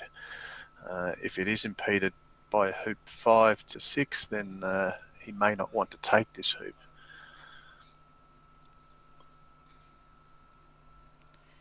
It looks as if that might have been a consideration. Yeah, yeah. And you've always got to have that in the back of your mind. It's one thing running the hoop, but if you can't get your other ball to position where you want it, then you may consider doing something else. And that's exactly what John's decided to do. Of course, that lets Andre back in again. Oh, unlucky Andre there. is not on song with these long clearances.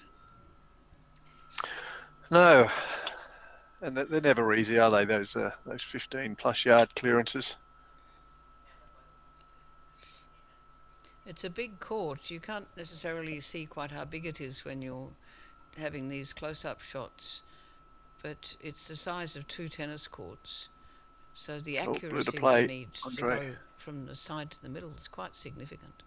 Oh, yes. He thought he might be playing black, but he's actually playing blue. Yeah. Okay, so does he choose to run or does he wire? Jaws. Okay. Yeah, no. He's gone well enough through that he's got a good shot to the next hoop. Yeah, he has indeed, yeah, yeah.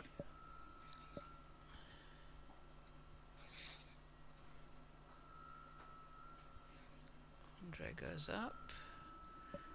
Stopping. Oh, very nice.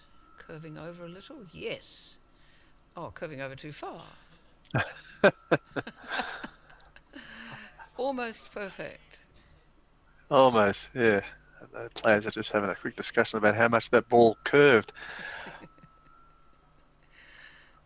It doesn't appear that red is in a hoop running position. It's too far to the side there. So black needs to play left to the hoop and probably stay his distance away from red. And that's not a bad shot, actually. Has it gone too far behind, or is it? I think it is behind. Behind and to the side. Okay.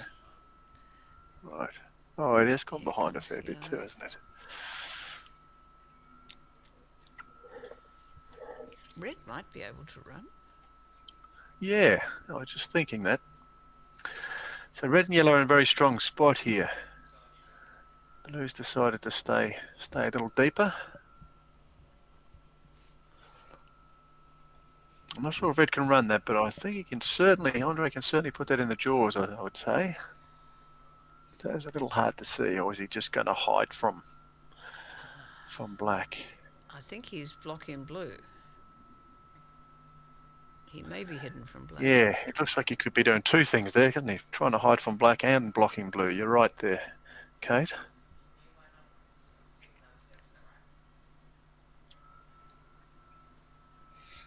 Although I think black can see red. Yellow could jaws, you know. I think John's aware of that, so he's taking. Oh, well done, double clearance.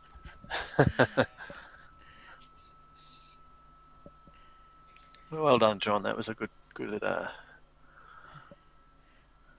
strike.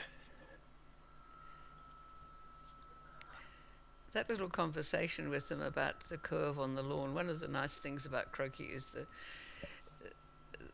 it's an amiable game. It may be that you are very much in contention with the person on the lawn, and you have no conversation at all while you're actually playing Yep. against them. But generally speaking, people are very friendly off the lawn. Oh, most certainly. Most certainly. I think in competitions of this nature, most people don't talk on the lawn, unless there's something other than you see a good shot, you'll generally acknowledge that good shot. Or you have a lucky shot. But People yes. often acknowledge those. So, Yes. sorry about that.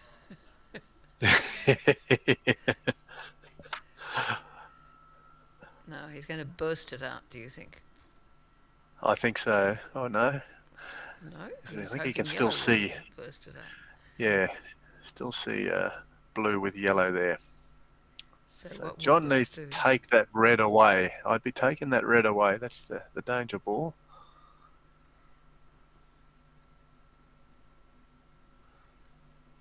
Is he thinking I might do an in off blue?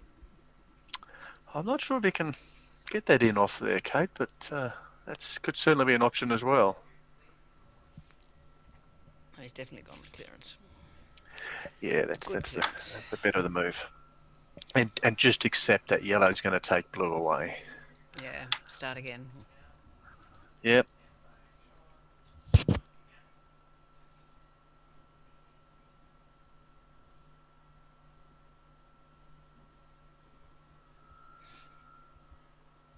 So if he can leave yellow close to that hoop, that's what he's after. So he then can control the hoop. And Beautiful. that's what he's done.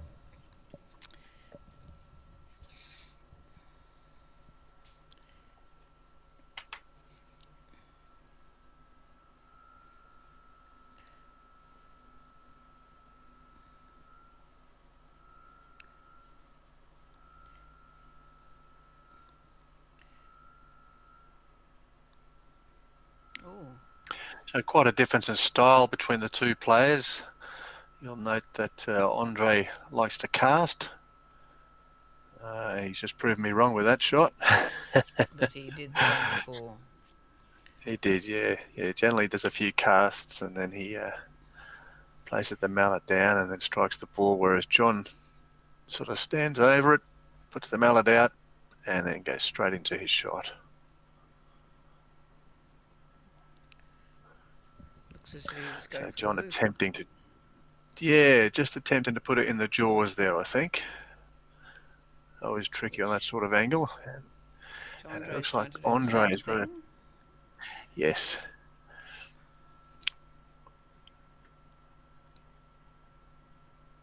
Oh, well, that's definitely not successful.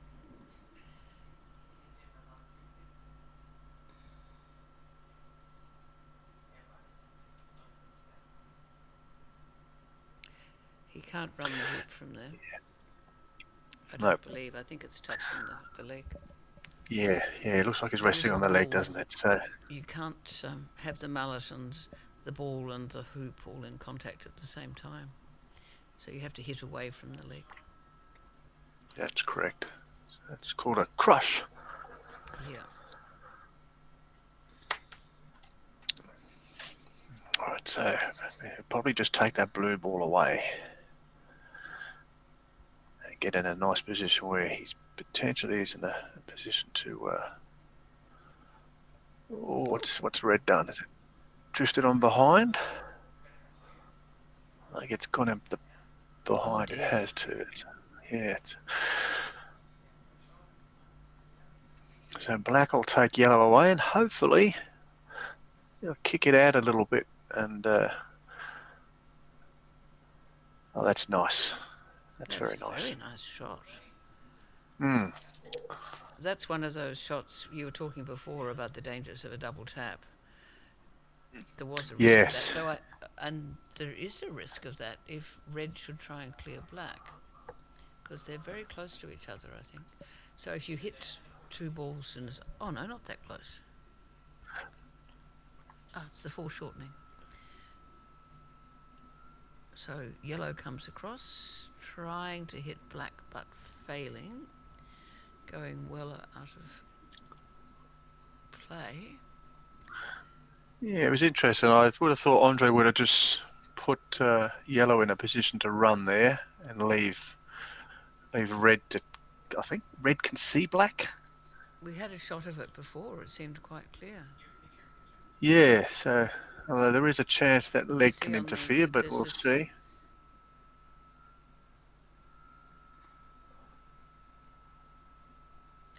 and that Nice. was definitely not a double tap, because when there's a double tap, the back ball travels pretty much in the direction of the front ball.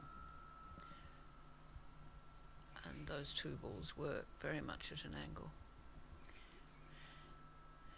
I think blue and black still have somewhat of the upper hand at this hoop, but that is a bit too far. Yes, he overplayed that a little there. Just overshot it. So yellow's looking at taking blue away. And glanced off it. Yes. In association croquet, that would be could be a success. You've touched the other ball. You've achieved a roquet. You can put the two balls together. But in this game, all you've done is not quite move the blue far enough. You may be a little hampered by the peg. So he just wants to push this about 2 to 3 yards, I think, and get set up for a to run the hoop. Golf croquet players do complain about the peg. It's very useful in association croquet because it marks the end of the game. When both your balls hit the peg, you've pegged out. That's the end. Right. But in golf croquet, the only use for it is if you have an extension on it and you can put the extra turn things there if you're playing handicap. Otherwise, it's just an obstruction in the middle of the court.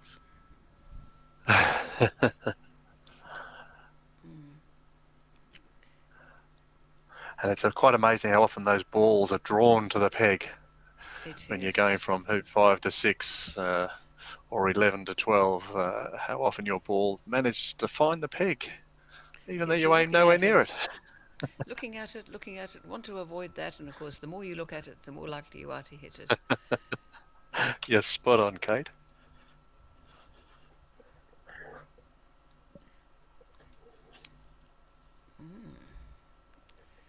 So blue and black looking pretty good on this hoop. Yeah, certainly in control at the moment. Leaving Andre with some quite lengthy clearances to attempt. Well, he's done that. Oh, that was a centre ball on black there. Yeah, beautiful ball. And he's got yellow much closer to blue, much less challenging, and that will be his second clearance. So. Yeah, well, if black will just come straight back in, so that'll be interesting to see what Andre decides to do, whether he just goes to clear blue with his yellow, or if blue and black are hoop, he may well attempt a hoop shot because yellow is in a position that can run that hoop. Yes. We'll see what he decides there. Black's a little short. Yeah, exactly. He's a little. The fact that black's short, there's an opportunity to clear blue there. But it looks as though he's going to attempt the hoop. We haven't seen either of them jump yet. No. Have we? I don't think we have. No, not yet. Of course, in the last game. So he's changed his mind there. And it's not a bad decision, actually, to look at clearing blue, because I think he would have definitely gone the hoop if black was a bit closer and in a hoop running position. But the fact that black isn't, that was a bad miss there. That was not what he meant to do. And it's one of those cases where he was attempting the hoop and changed his mind, didn't stalk the ball and just turned his feet around, turned his body around, and of course the result was less than favourable. Just glanced off blue, moved blue about 6-8 inches. Oh no, I've been watching him. I'm not sure he does stalk the ball. I don't think either of them stalks the ball. Yeah. Let's keep an eye on that. It's one of those things that when you're coaching people, you talk about grip, how you hold the mallet. Here's Andre holding the mallet with both hands, knuckles forward, It's called a Solomon grip. Gives you a good amount of, you can get a good weight on the ball because you can take the mallet right back. I can't quite see John's hands, but he did not stalk that ball. The second thing is stalk. No. You walk Yeah. away from the ball and come back so that your body is lined up on where you want the ball to go. Now, I didn't see John do that. So grip, stalk, and then stance and swing. Those are the 4 things that you teach people. Yeah. Let's watch Andre. Is he going to stalk the ball? Well, 2 steps. Well, if you can And count then going back a swinging. yard, maybe a small stalk. Yeah. A very small stalk.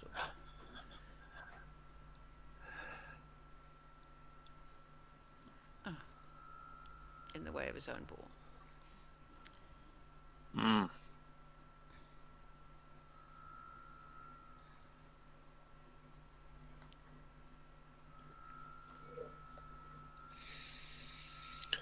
So there's an opportunity there for John to possibly just put a little promotion up on black and nudge black into the right in front of the hoop. I'm not sure if black is on that leg or it's just out. So it looks like that's what he's going to attempt to do, just nudge black into the... No, he's going for a block. Going for a block. So now we have red with a hampered shot. I think this is one where I would like the referee called. Oh, yes. Yeah.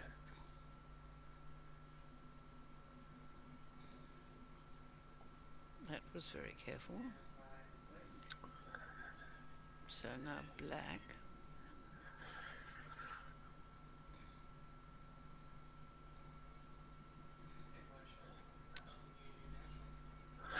Well, that was a good Finally, shot there the by referee Andre, comes because up.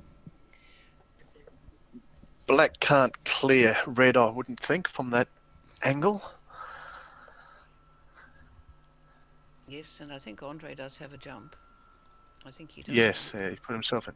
Yeah, put himself into a good jumping position. So the sequence you might imagine is black goes in the hoop.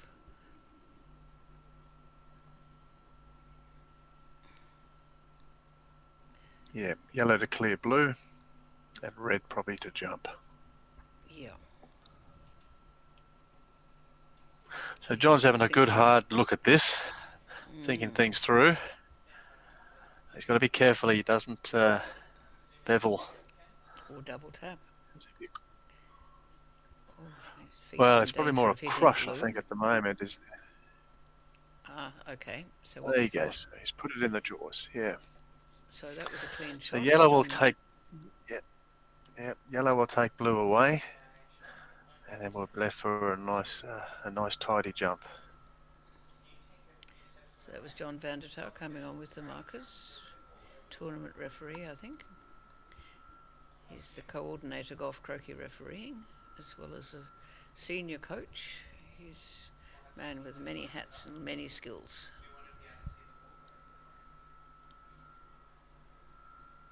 Oh, he was lucky he didn't move red. He was. It's always the danger, isn't it? The collateral damage of your clearance. Too often is the case where you can clear your opponent's ball and also unwittingly clear your own ball. So John needs to... We believe that black is safely in the hoop. John needs to get rid of red. He does indeed, yeah. Oh, okay. Oh, is he going to knock his ball out? Oh dear. Now, if Andre can perform a nice jump here, blue and black are in some serious trouble. And John in is terms of from going to hoop boundary. 7. So he can see right through the hoop. He can see where the ball goes through.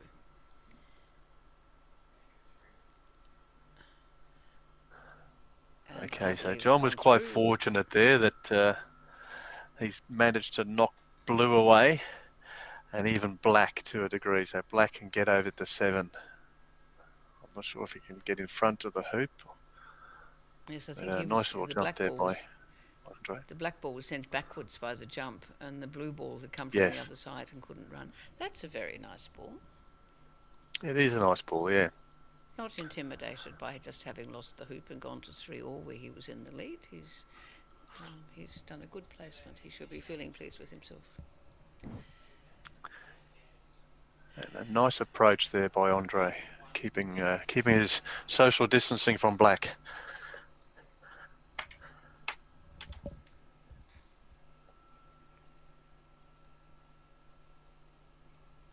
Oh, okay. Looking like that's an unusual move. I think probably just showing a little bit of inexperience there, because whilst he's knocked red over the far boundary, a man of Andre's skill will just come straight back in and put that red ball exactly where he wants it, right in front of that hoop. And of course that he might means... be thinking that black was a runner. Yeah. Is it in a position to run?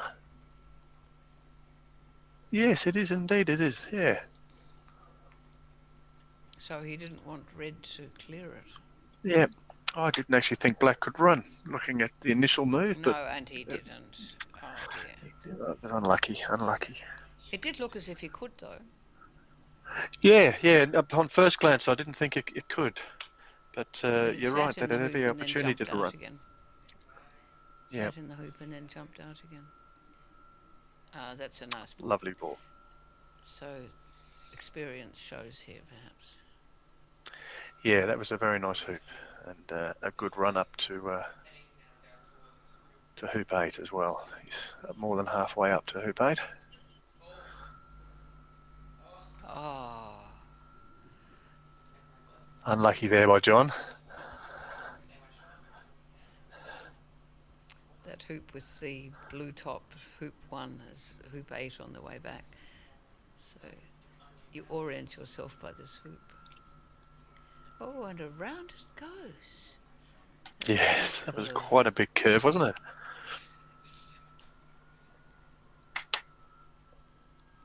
They had these courts scarified. This is too long as well. They had these courts scarified not long ago, and you can still see the lines where the roots of the grass were cut. And I think they pull the balls around sometimes. Yeah, I recall watching the competition with 3. It was the Owen. There was a GC comp about a month ago, maybe just less than a month ago, with Robert Fletcher, Stephen Forster, and the other player was Lester Hughes. Yes, And the the courts had Invitational. recently been... Yeah, that's right. Yeah, the courts had recently been scarified, and oh boy, some of the directions the balls were going were phenomenal. And yet the players did extremely well. I tell you what, there was some wonderful croquet played under very trying conditions. Yes, that's still available on KO, that game. Absolutely worth watching. It was masterly croquet. Indeed. So Andre's just looking at wiring himself from black. So just looking at trying to hide from black so he can't be cleared. And he's looks to be successful there. So probably leaving John with the option to maybe go through the back door. Unless he can see it. It's hard to see on this particular angle. Doesn't look like it.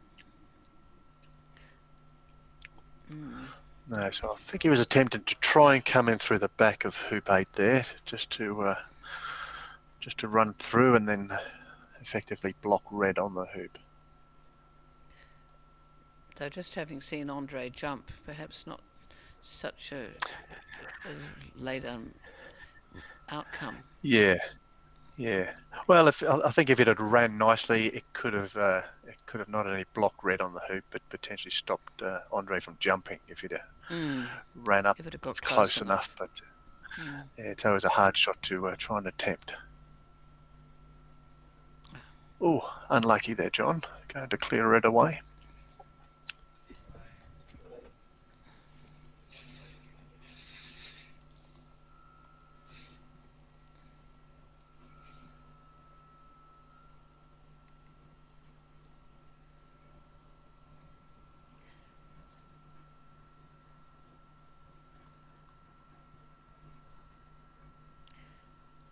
So that's Andre, 5-3 to Andre.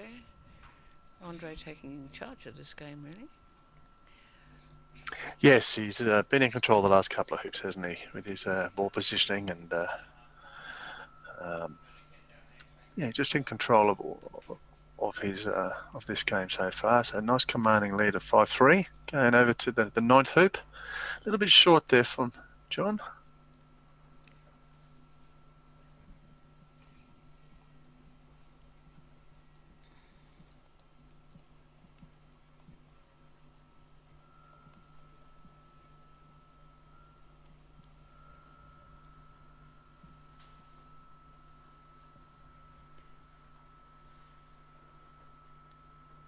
You can see the white stick which marks the centre point between the hoops they've played and the hoops they're going to. So there's 3 white sticks that marks the 3 centre points for the hoops in their different rows. You can see there's Don's ball was just to one side, definitely not over halfway. Oh, lovely ball. Yeah, very nice.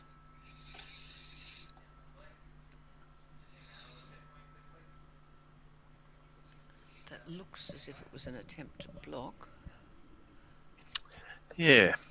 I think yellow will become the clearing ball and red become the running ball.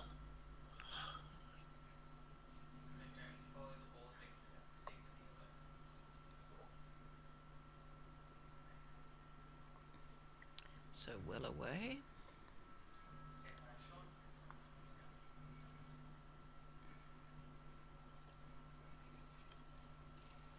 Blue coming back, but not into a running position.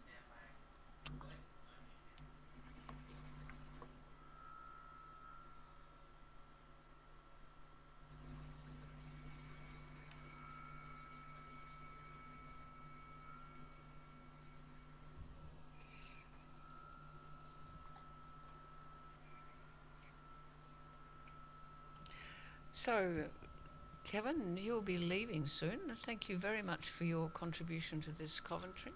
It's been very interesting hearing from you. You'll be back again tomorrow, I believe. Indeed, I will, Tricia. I've thoroughly enjoyed the 2 games I've been commentating on this morning with both the ladies playing first up and both these gentlemen. I'll be interested to see the result of this. So I will be pairing again with you tomorrow. Enjoy the rest of the day's game and enjoy the croquet. Thank you. So welcome Serena Savall-Hewitt from Twin City Croquet Club. Those who aren't familiar with it, that Twin City is located in Albury, and it's a fairly new croquet club, which I think Serena was involved in starting. Were you not, Serena? Yes, Kate. I've been watching the games too, and I did particularly enjoy the game between Elaine and Helen. Elaine was the defending champion for the women's golf croquet event last year. Now, we've had a great deal of expert commentary from people who are elite players and very, very knowledgeable about the game of croquet. And they always seem surprised when some tactic or some shot doesn't come off. Well, I'm always surprised when my shots do come off or when my tactic is successful. So for the rest of these 2 days, I will be quietly barracking for the underdog. So I think John is doing very well. Stepping up to Andre here on centre court at this 12-court venue, and I'm just, go John. I think we can all have a sympathy for the underdog. It's very satisfying to see underdogs come through. And in the previous game, which Elaine did win, Helen did extremely well. I think the comment made was they were both the comment made was that they were both unflappable. Well, that's experience, isn't it, on the court? But it the wind may have had a lot to do with the decision making in that, but the tension, by the time it got to hoop 12, the tension was there, wasn't it? So it was. Anyway, when here watching these 2 players and they're going for hoop 9, and Yes, nicely lagged.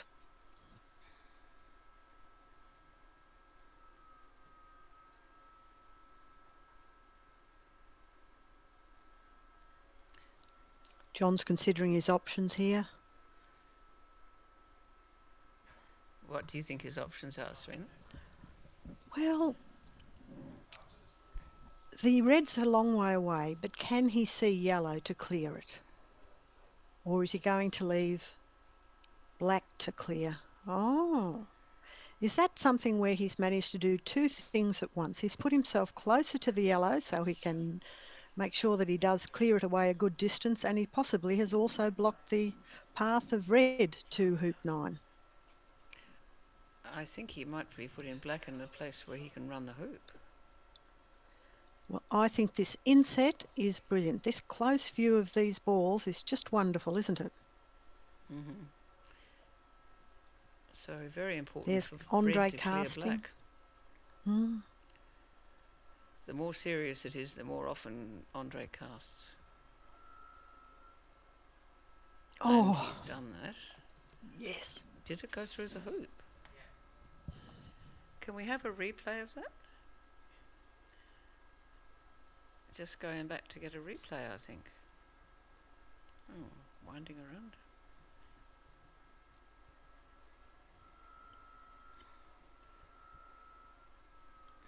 So a lot of the courts in play today on this competition. Here we go, this is the replay. Yeah. Yes. Oh, So that was a bonus to John. John is now 4.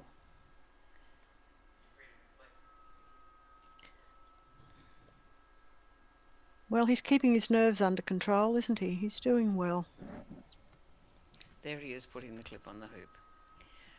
Claiming the hoop, which was given to him by Andre in this particular case. But yeah, that must encourage him a bit.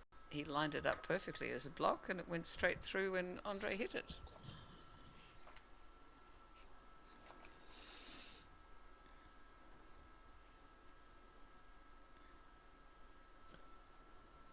All balls now getting closer to hoop 10.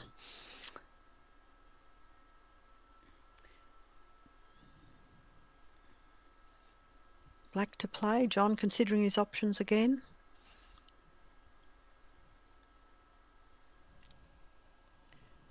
I think he's considering that yellow hasn't got a shot and red does have a shot.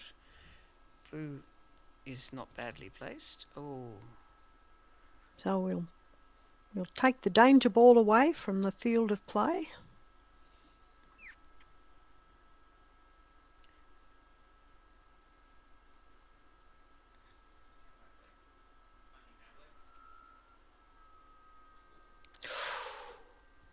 Oh, now this is foreshortened. Blue is actually quite a long way from the hoop.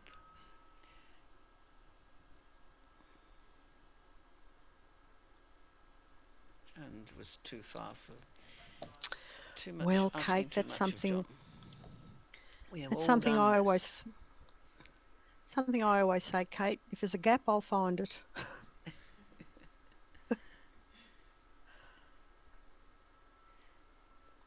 Nice shot.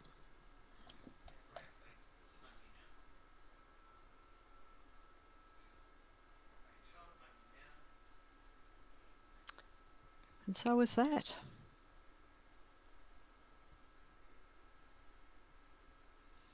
So our commentators commenting on the game between Elaine and Helen that was shown just previously, they consider these 7-yard roquets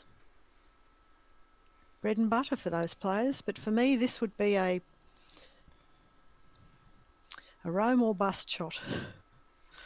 But he doesn't Placing have it to hit nicely in red front of the away. hoop. Red's his partner. No, no, but to come back and lag beautifully. He's gone too far, hasn't he? Mm.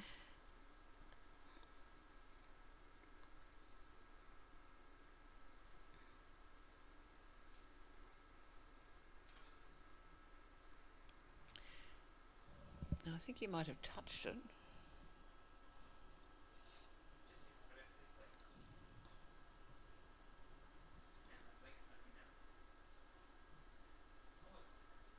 We can see what Andre's doing there, can't we? He's wiring his red ball from the black.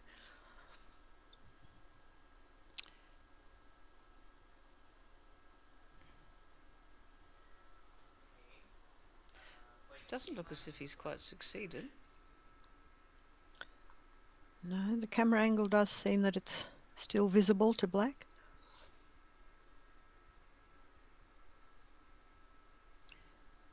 But it is a 7-yard shot, as you were saying, which is... John's on 6. He's not yet an expert player.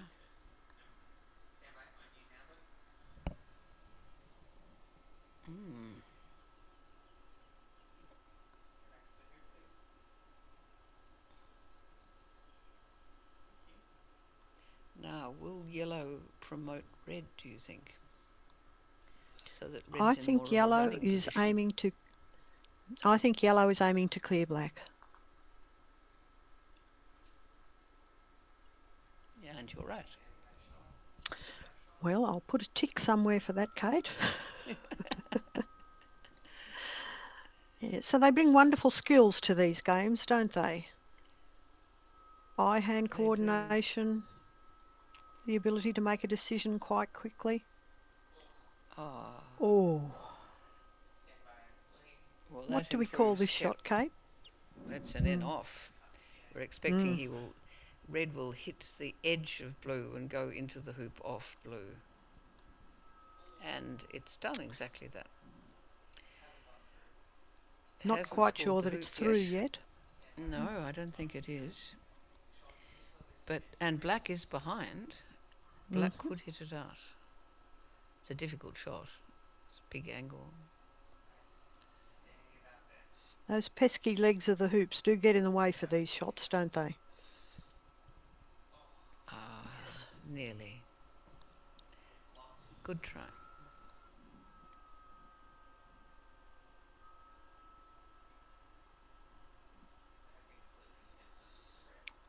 So for I think he Andre might be not in the to way. actually progress, towards hoop 11, he must still feel that John can move that red ball out of that hoop backwards, doesn't he? Yes, I guess. And he hasn't touched it. I think therefore he's going to be offside. We were discussing offside before. I don't think he hit red on the way past. So he hasn't come off an opponent ball. He's on the far side. Andre is contemplating whether he will send him to the penalty spot, either on that side or the other side. But of course he has to play black before he plays blue at all.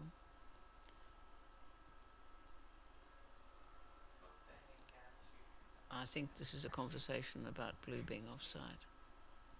Yes. He has to have that conversation before he plays his own ball. Andre has to say, you're offside there. If he waits until he's played his own ball, it's too late. That's a nice shot with black. Very nice. He's not intimidated, even though this is the deciding hoop. If it's the first to 7, so if Andre gets this hoop, it's all over.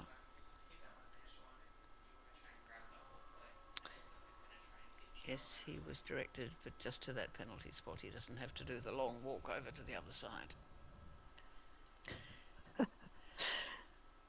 Kevin, our previous commentator, said, yes, I would make him walk over to the other side. Oh, mind games, he said, mind games. It used to be that you had to put the ball right on the line at the penalty spot, but now you can put it anywhere within a yard of that midpoint on the line, which has made it a bit easier. A yard half circle, isn't it, basically? Yeah, that's right. But that's a nice comeback, isn't it? It's lovely.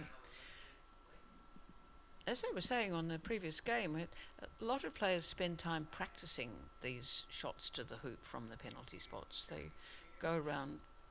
You can have quite a nice little competition as a practice activity where you take turns hitting to a hoop and see who can get into the best running position from the penalty spot. So players are often quite good at hitting their ball to a really good position after they've been sent to the penalty spot. I agree. A coach will often have their players do that from all positions on the boundary, won't they? And aim towards any of the hoops. Well, what about 70% of our game is actually what we call positional play, about putting your ball on a blade of grass on a court that measures 35 yards by 28. It's a skill. It is a skill.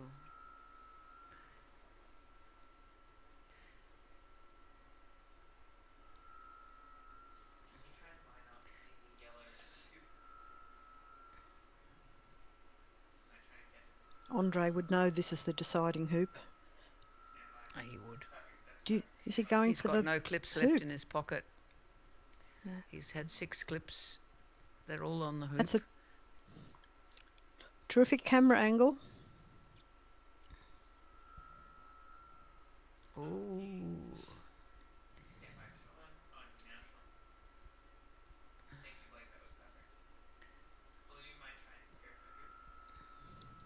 So he did have a straight shot. You could see that. Yes, we could. Yeah. Maybe the excitement of the moment was too much.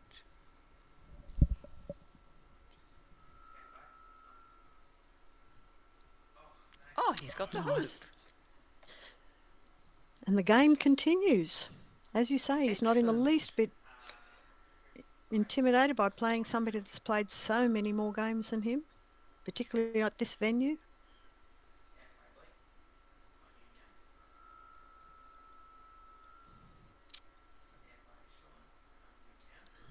We can't quite work out that distance, but I think it's about It's a good camera halfway angle. between the peg and hoop 12.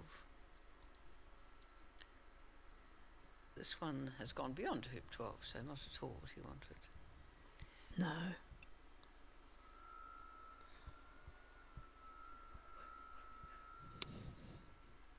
Oh. Well, if I was right about the first, I'm not sure. Yes, they both look as if they're about halfway between, don't they, from this angle? And he's having a very hampered shot here for which he should really call the referee. It did appear to be clean, though. He did hit it with the face of the mallet. But yes, you're right. We have these hampered situations with another ball or the peg or the hoop.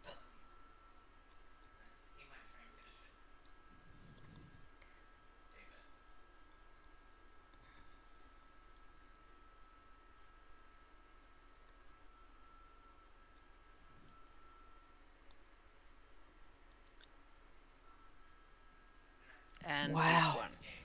7-5. I was about to say somebody else might hit the black away and aim for the hoop with the yellow, but not Andre. I'm going to win the game at Andre hoop 12. took the chance. Well done, Andre. But well done, Yes. John, also, for making it to 7-5. That was a very... he played within a very determined way and he was not intimidated. It was really impressive.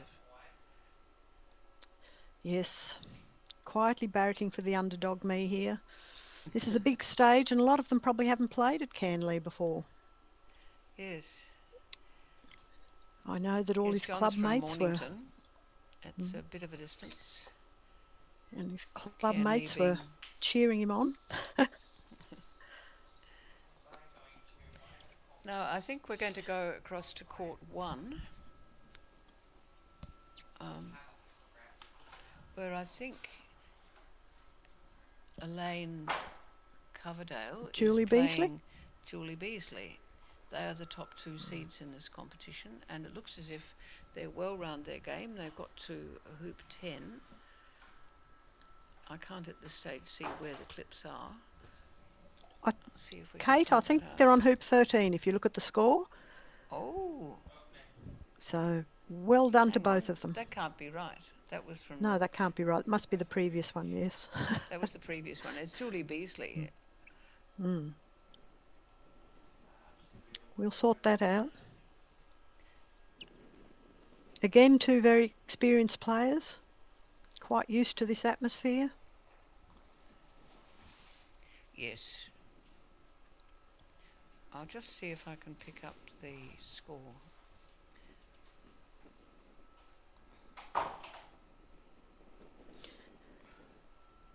there are no flags to tell us, but would it appear that the wind might actually have died down a bit? Nobody's grabbing their hats. And so they might go for longer shots.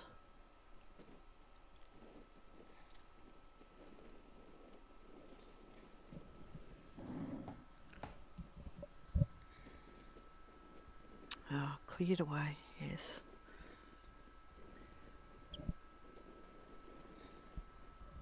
Yes, it does appear to be hoop 10. We'll get the score for you when we can.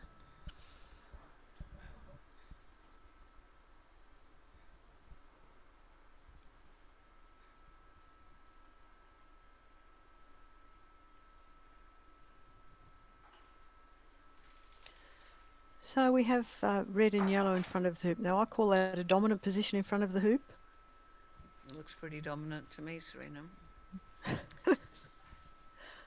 And blue and black are some distance away. Red and yellow is Elaine Coverdale, and blue and black are being played by Julie Beasley.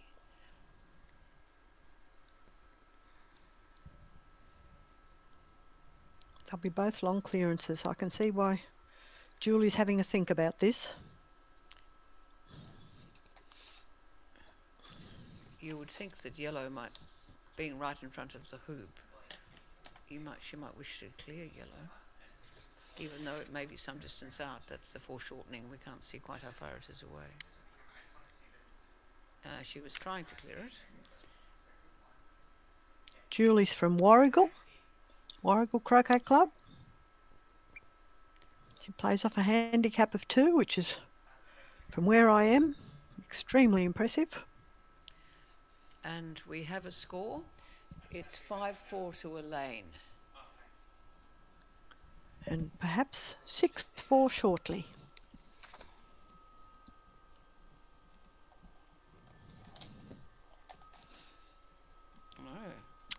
No. What do they call that, Kate? Commentator's curse.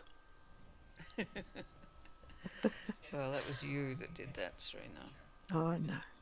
It must have been you that directed that. But no, I think that's a silly thing to think. We're all optimistic that the player who's got that nice short shot on the hoop will score the hoop. But it doesn't always happen. These players on 0, they don't always play perfectly either. And Elaine is the defending champion. Yeah. And in the background we have Terry Wilson from Wangaratta performing referee duties here at this championship. So our referees come from all over Victoria. We appreciate them. They'll be just as cold as the players. Oh, colder, they Kate. don't get to move around as much. Beautiful now, shot, that's Kate. Interesting, because I don't think blue can see that red ball. Yes, that's but why I said it was a beautiful shot, Kate. Yeah, lovely. It's really problematic. This is, again, red and yellow in control at this hoop, you would have to say. Black and blue far from them, and black has to clear yellow because yellow has a shot, but needs to clear red because blue can't see it. And misses both. No, Kate, if there's a gap, I'll find it. Yes, so Elaine kindly goes over and places the ball on the other boundary, and we'll come back. And now, do you think Elaine will actually go for the hoop, or she'll just position herself where blue can't? Or perhaps to protect the red from black from the boundary? I don't... It was blue. She's just checking whether blue can see red. She can't fiddle with the position of blue. Yellow can't improve the position of blue. She might just put... she might put yellow in to be a second runner. Yes. Yellow to be a second runner. Blue could come through the hoop and make life difficult. Well, it does work.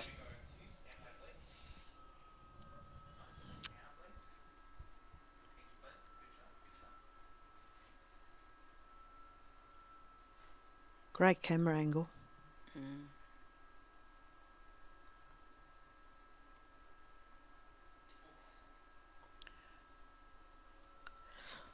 Unlucky.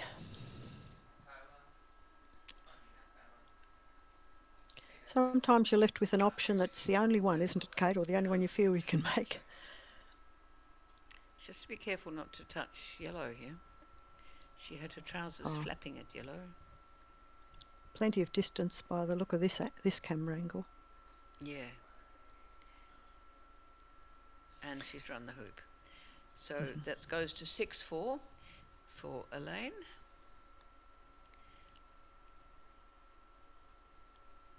And I think they're having a bit of a discussion. Middle, and I think that little hand motion was to indicate that the black ball was offside, because you remember that it went right over to the other boundary without touching anything. So here is Julia taking the black ball up to the penalty spot.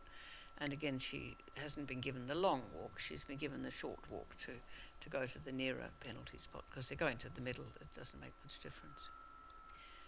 So Julie has the first shot to hoop 11. It's really important that she runs hoop 11, because if Elaine runs hoop 11, that's the end of the game. The first And the shot 7. that Julia's just played is one of those ones where we were referring to previously.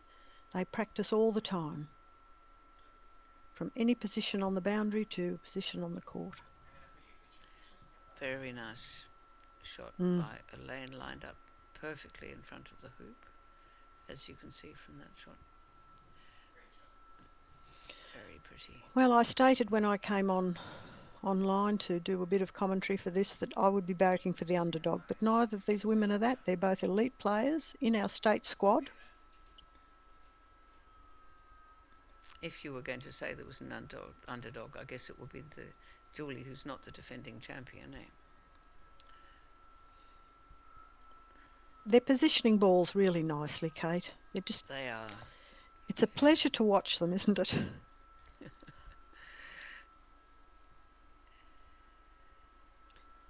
So Elaine does do a few casts.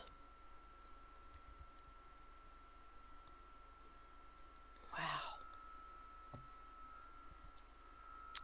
That was a nice shot. Look how far black is. 8, 9 yards, do you think, from yellow now? 8 yards, I think. A yard the other side of 2. When we talk about Elaine Coverdale and she plays association croquet, golf croquet and gate ball, her... bad luck. I think she touched yellow, but then went on to blue. And all she just must have clearance took blue away. So this one for the game.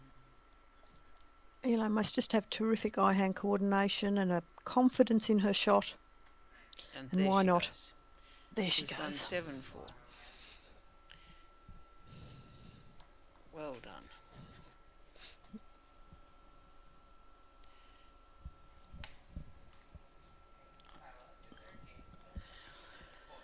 So they're playing a round robin in the ladies' competition, in the women's competition today. Yes. And I think that might mean that Elaine's won 3 games out of the 5 she has to play today. I think it does. Good start. Though we might be able to see that on Croquet scores. Can we bring up the women's on Croquet scores, please?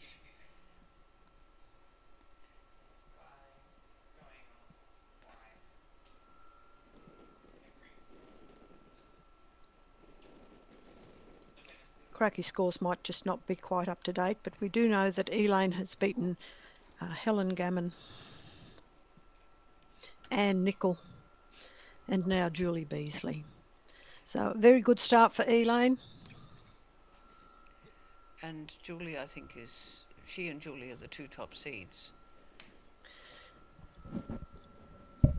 Julie has won 1 game, which is still in there. And of course they meet tomorrow and things could be different. And she's yet to play Chris Eifert, who's won both her games so far. Chris Eifert from Quarry Hill. Another good competition. So Another good... yes. We'll enjoy that game. Yes. So I don't know if there's a game going on court 2. Can we have a look? Perhaps this will be a good moment to have a look at some of that stunning footage we have of the Owen Edwards Challenge, where we had some of the top golf croquet players in the state playing off against each other. We might take 5 minutes just to have a look at that.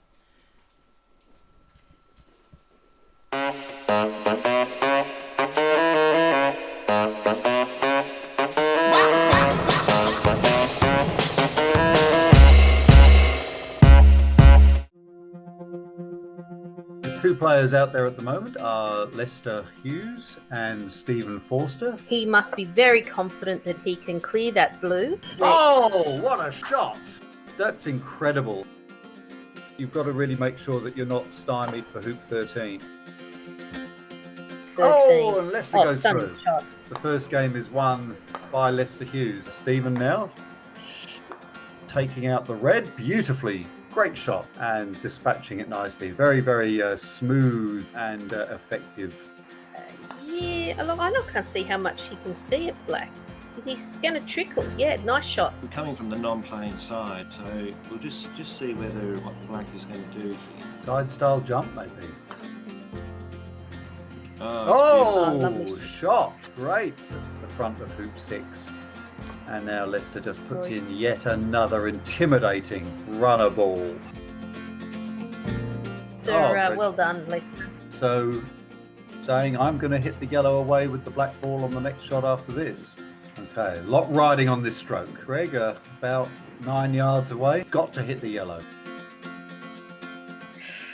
So that's now put the pressure back on Lester to get rid of that ball. He certainly opened the door to Lester, and Lester doesn't go through the door. Big moment, pressure on now, right in front. Great camera angle, and we go to hoop 13. Lester has been given the opportunity to win the match, so he'll do that. Beautiful. Well played, Lester. It's no foregone conclusion that Robbie wouldn't clear. That Beautiful he's angle there. In a further... Oh, great shot.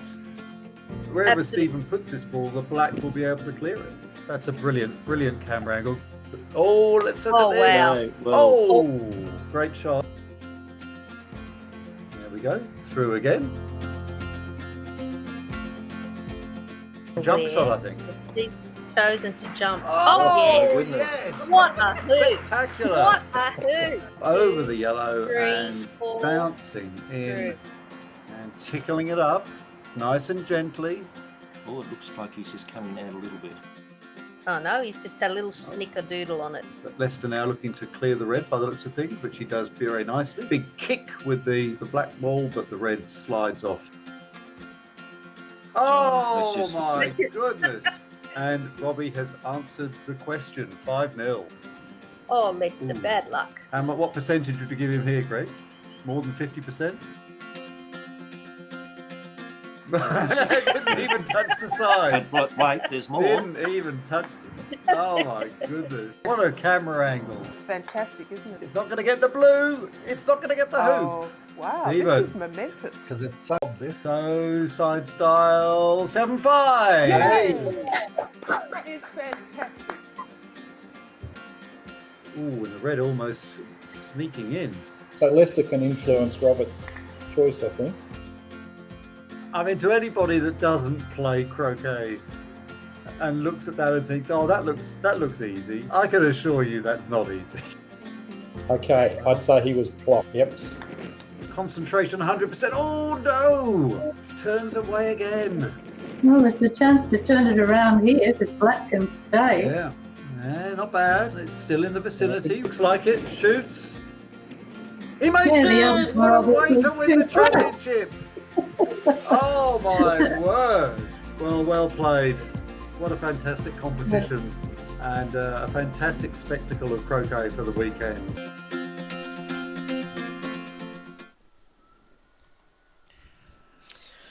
Okay, so the courts are empty because everyone who should be playing on them is inside waiting for a partner to play against.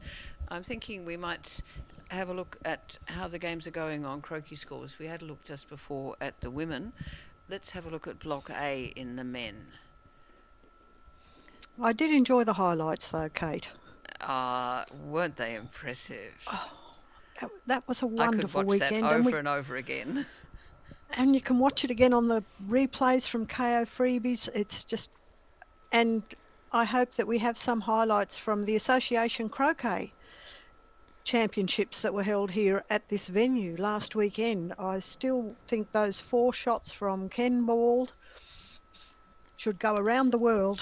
They were just That was wonderful. an amazing match. Just an amazing sequence of shots. Anyway, we have croquet scores there. Yes, now we have croquet scores. This is for Block A. We were saying before the men are in 2 blocks, and at the moment they're pretty much in the order of the ranking. So Lester Hughes is a former Australian champion, and he's undefeated. Stephen Forster. Now this is very interesting because Stephen Forster has been an Association Croquet specialist, and he came in to play the Invitational, the Brian Reiter Challenge back in October, and here he is back again having another go. Oh, and he played in the one we just watched, where he did the little dance. So he's playing golf croquet in the Owen Edwards Invitational. So he's got 3 wins and 1 loss. Pretty much what you might expect from those Association Croquet skills. Then we have Andre. We've seen Andre already. He has got 2 wins and a loss, and there's 3 of them on 2 wins and a loss. Richard Parks from Monash, Bill Manwaring from R&B. Wanted to say something about R&B. Do you want to talk about R&B, Serena? I'm a great admirer of R&B. It's a concept that I haven't actually seen before. They have been around for a few years, but basically they move their croquet games to wherever they're needed. They play in schools, they play at parks, and they'll set a court up basically anywhere, and anybody that wants to come and play. Often they provide a meal to the people that come and play. I think it's just a wonderful concept. So many of our clubs are sort of fixed locations. This idea of taking croquet out into the community, using it as a means for socialisation for people, I think it's just wonderful, truthfully.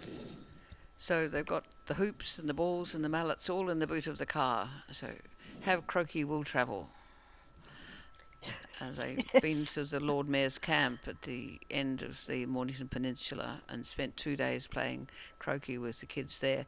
I believe, although it's something you don't teach people until you're a level 2 coach, they had kids doing jumps before the end of day 1. They were so excited.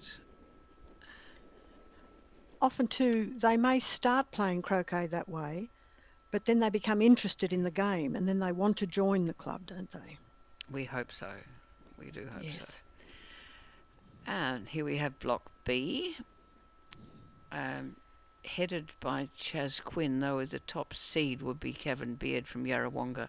He's only played 2 games so far. There's a player missing in this block. They've got 7, so on each round there's somebody who sits out, and Kevin Beard sat out in the first round. So the undefeated players are Kevin, who's the top seed, Chaz Quinn and Owen Dickinson. Owen Dickinson must have had the second bye, I think. So pretty much, again, going according to what you'd expect. But you can see what you were saying, Serena, how distantly clubs are.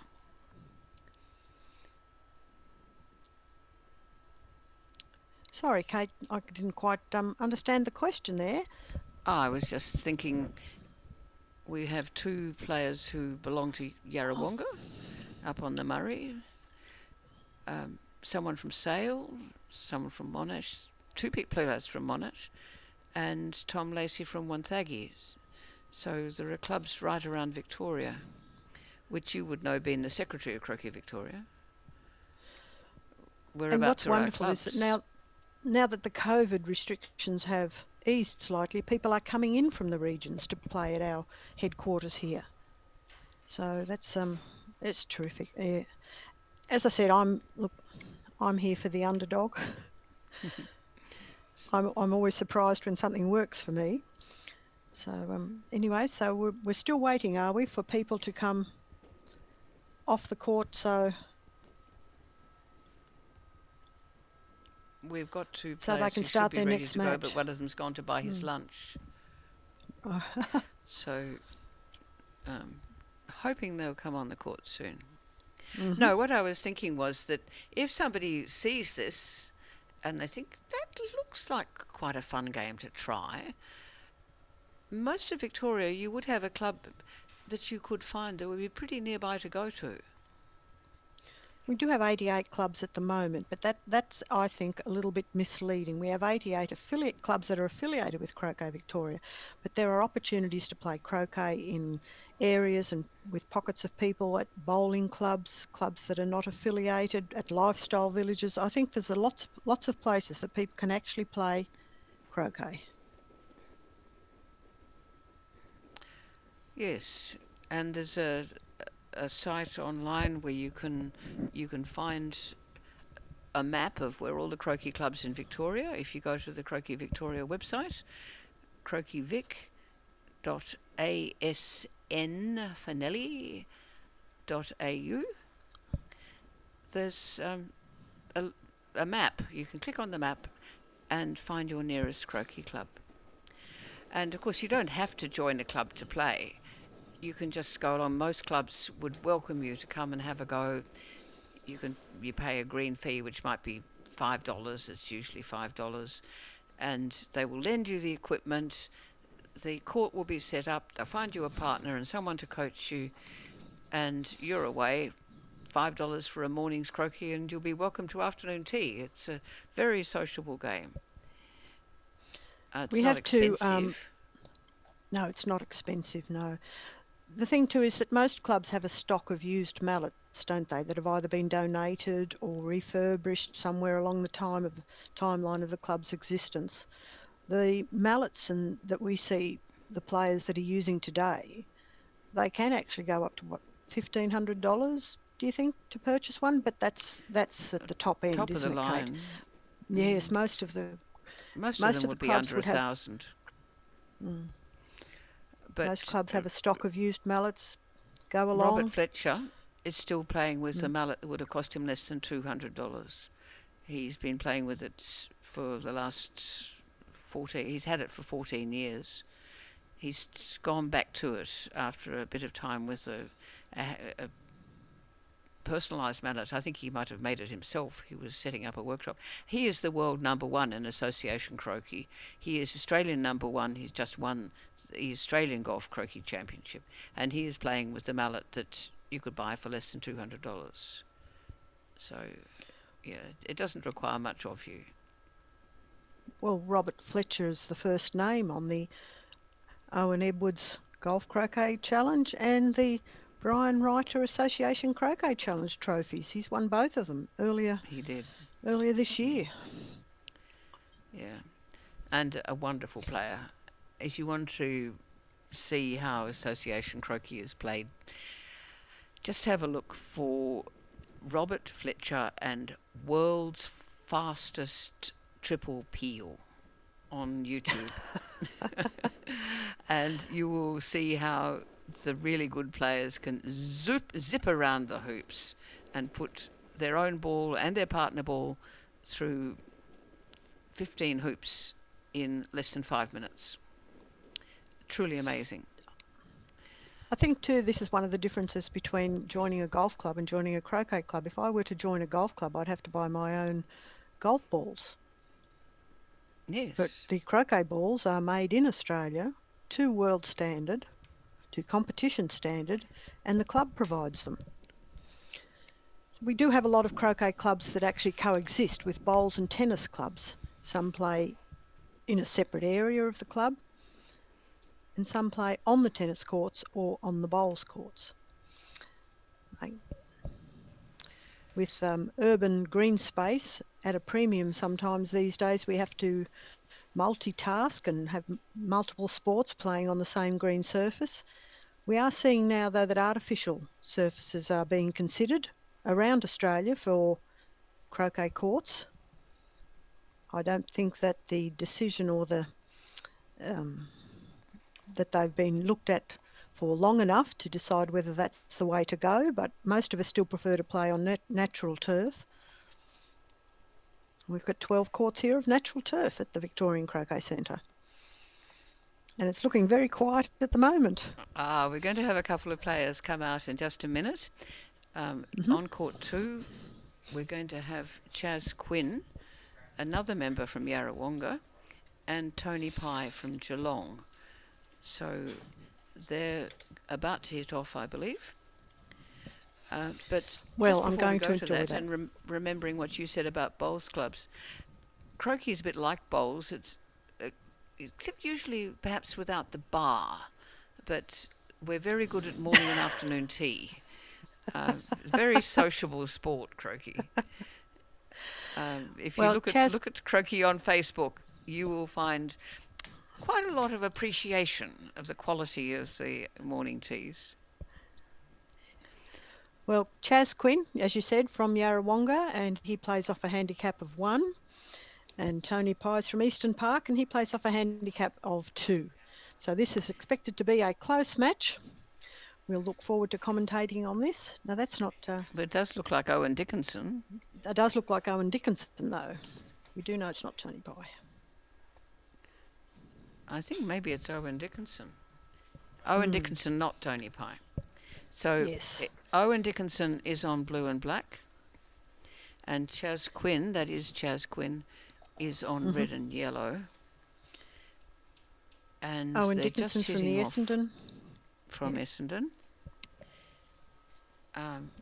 Come along a long way in the last few years. I think he won the last Victorian State Championship. He's expected Owen to do Dickinson very well in this contest. Yep, Owen Dickinson, the defending champion for this competition. He plays off a -2. So are we expecting to see some long clearances? I think we're expecting to see some excellent jumps from Chaz.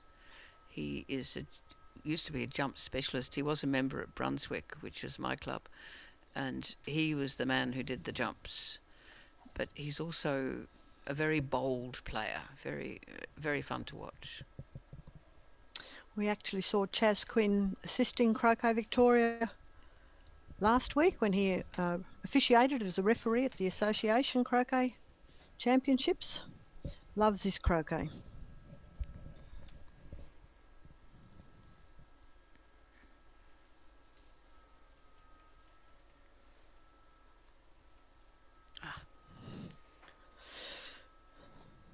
Chaz will go for the hoop, do you think, Kate? He might be a little hampered, but I think so. I expect he will. He's just making sure he doesn't move that black ball with his foot, and he's got to be careful also not to hit it with his mallet. And he has run the hoop.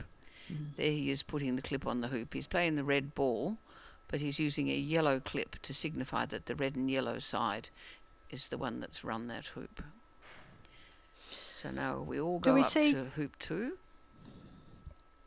Do we see Chaz actually play quite forcefully, a forceful shot nearly all the time? Or can he play those nice little touch shots in front of the hoop? Oh, well, there you go. Make a liar of me, Chaz. That wasn't a forceful drive. It still appears to be a bit windy. Yes, it does. Look, there's Owen's back ornamented with clips.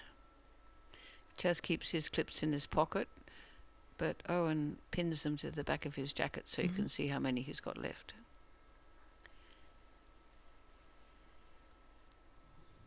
That's went a bit far. Yes, it looks quite windy on Owen's cap. So I'm going out on a limb here, and I'm thinking that Owen will clear yellow into the next suburb. He might well. And hopefully keep black in front of the hoop. Yes.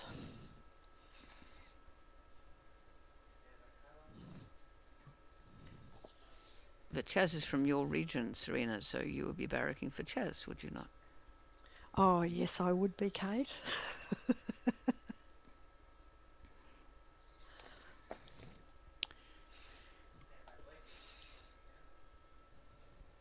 So Owen for the Owen for the equaliser.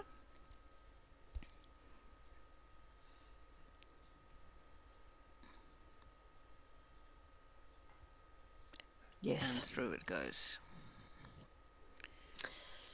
Head across court to hoop 3. They both play at a good pace, don't they? They do. I think you'll be seeing a very brisk game here. Ooh, I'd say the wind's caught our camera. Whipping around pretty wildly.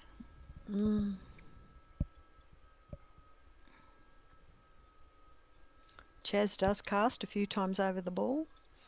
Chaz has played here many times, hasn't he? And he willed that ball on and it would not listen.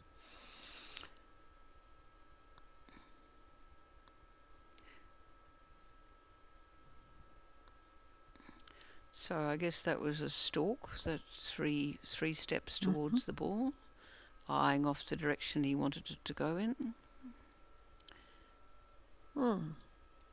And it's gone out. This is actually quite a strong position.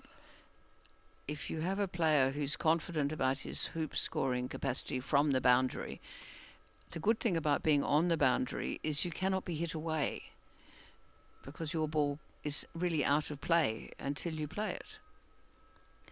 And those players that do have that confidence to clear or run a hoop from the boundary, to clear a ball in front of the hoop or to run a hoop from the boundary, they use that a lot, don't they? And I think that might have been an attempt by Chaz to block the black ball. But if that were it, it didn't succeed. Now we'll see whether Owen's confidence is he going to run the hoop.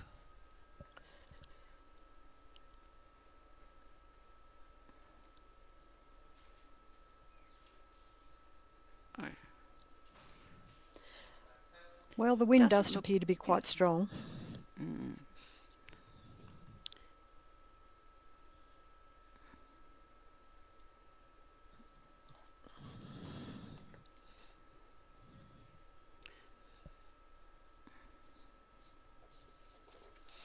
Does Chaz actually play a lot at Essendon, even though his home club is Yarrawonga? I'm not sure. Definitely that's the club where he plays. When he does go to Yarrawonga from time to time, but he lives in Melbourne. He's quite close to the Essendon club. So these two might actually know each other's style of play, do you think? Yes. Yes, I think they will be very familiar with each other's style of play. So you think that blue was a deliberate shot there so that it can defend and hit the red away if necessary? Or do you think it just ran a bit far? No, I think it's deliberately placed on the short side of the hoop. So it's too far to clear. And if it were cleared, it would be couldn't be sent all that far away.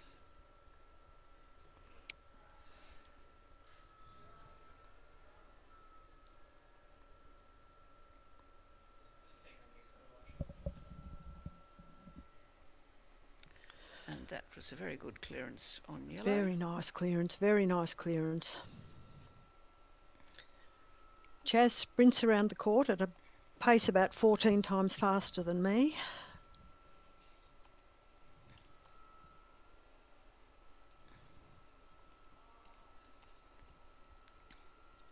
So we were thinking that Owen will go deep. Yes. Now, I think it's nearly time for me to hand back to Tricia. Tricia, you've had lunch?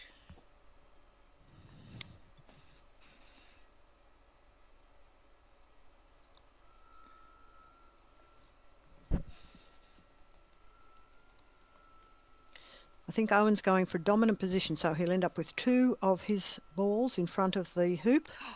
Chaz is quite a long way away, perhaps even wide. The black ball may be wide from yellow. At this stage, I would say Owen is in the dominant position at hoop 3. Yes. He might try to block red's path to black, or do you think, no, he's taking out the yellow.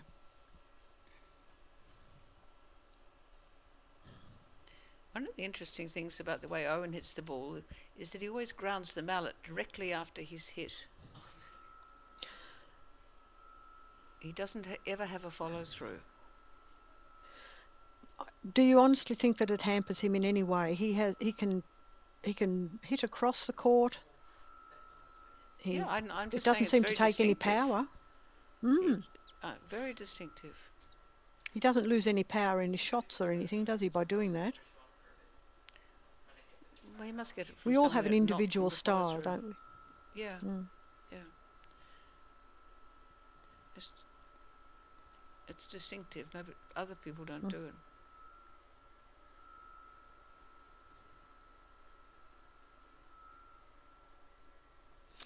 Now, what will Chaz do? Will he run for the hoop, or will Chaz clear the black?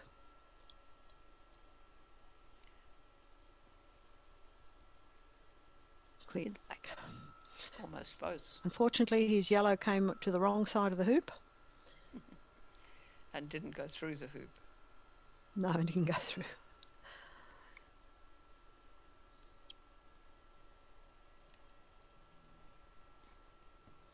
We can see the cameraman sheltering in the weather shed there. The wind must be strong.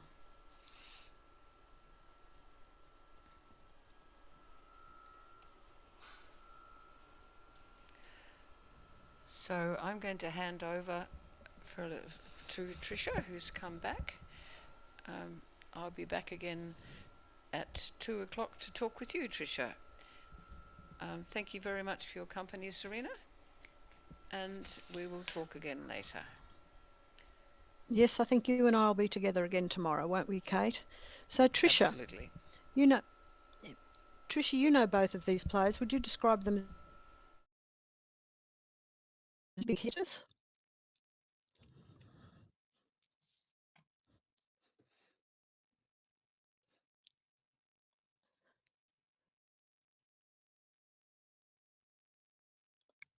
I don't think Owen even went for the red then. Doesn't appear that way. Probably assuming that blue will take the red out.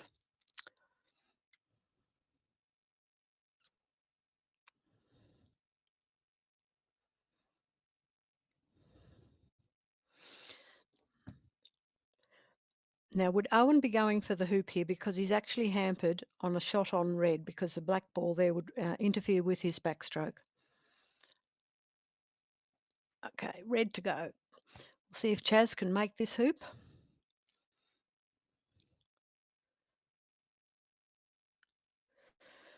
Well, I was at a coaching session yesterday, and the very experienced lead coach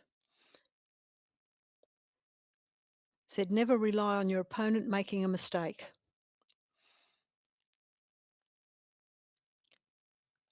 Well, now that's 3 balls that have had a go at hoop 3. We'll see what happens now.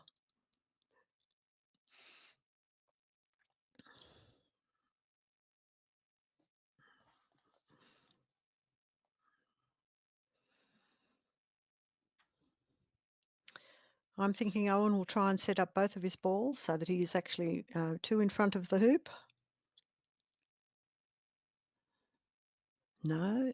Oh, yes. First choice correct. Oh, well done, Chaz. Clear 2 balls. Doesn't happen very often for me.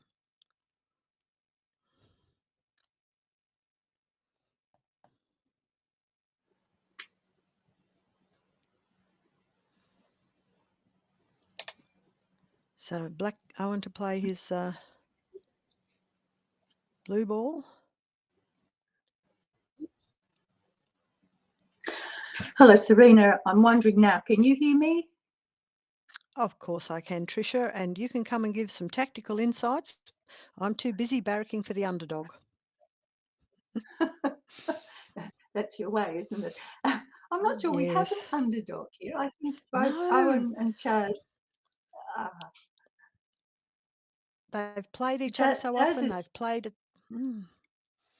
that they have They've played each played. other a lot, and oh, Well, I don't know if we're keeping count here, Tricia, but I'm going with like 6 or 7 attempts at this hoop. Now I think we'll need a referee soon to check the hoop. well, I noticed that Chaz plays with gay abandon. It doesn't matter at all. He'll go for the hoop no matter what. And Owen then was just trying to clear him out of the way, but it's a clean miss. Found the gap, I call that. Found the gap. And we found another gap. Yes, I did say to Kate, are these both big hitters? Do they both play with forceful strokes at the hoop? I think we've just answered that. Did you see those two shots? There was nothing tentative about them. Oh, nice shot, because he cleared the yellow to the boundary and he's kept his ball in a good position in the front of the hoop. We'll just see if Chaz can clear that when the time comes. They're doing a lot of walking, Tricia, from one side of the court to the other. Yeah, that often happens when someone's good at clearing. You're always chasing the ball. But Chaz has done another clean miss.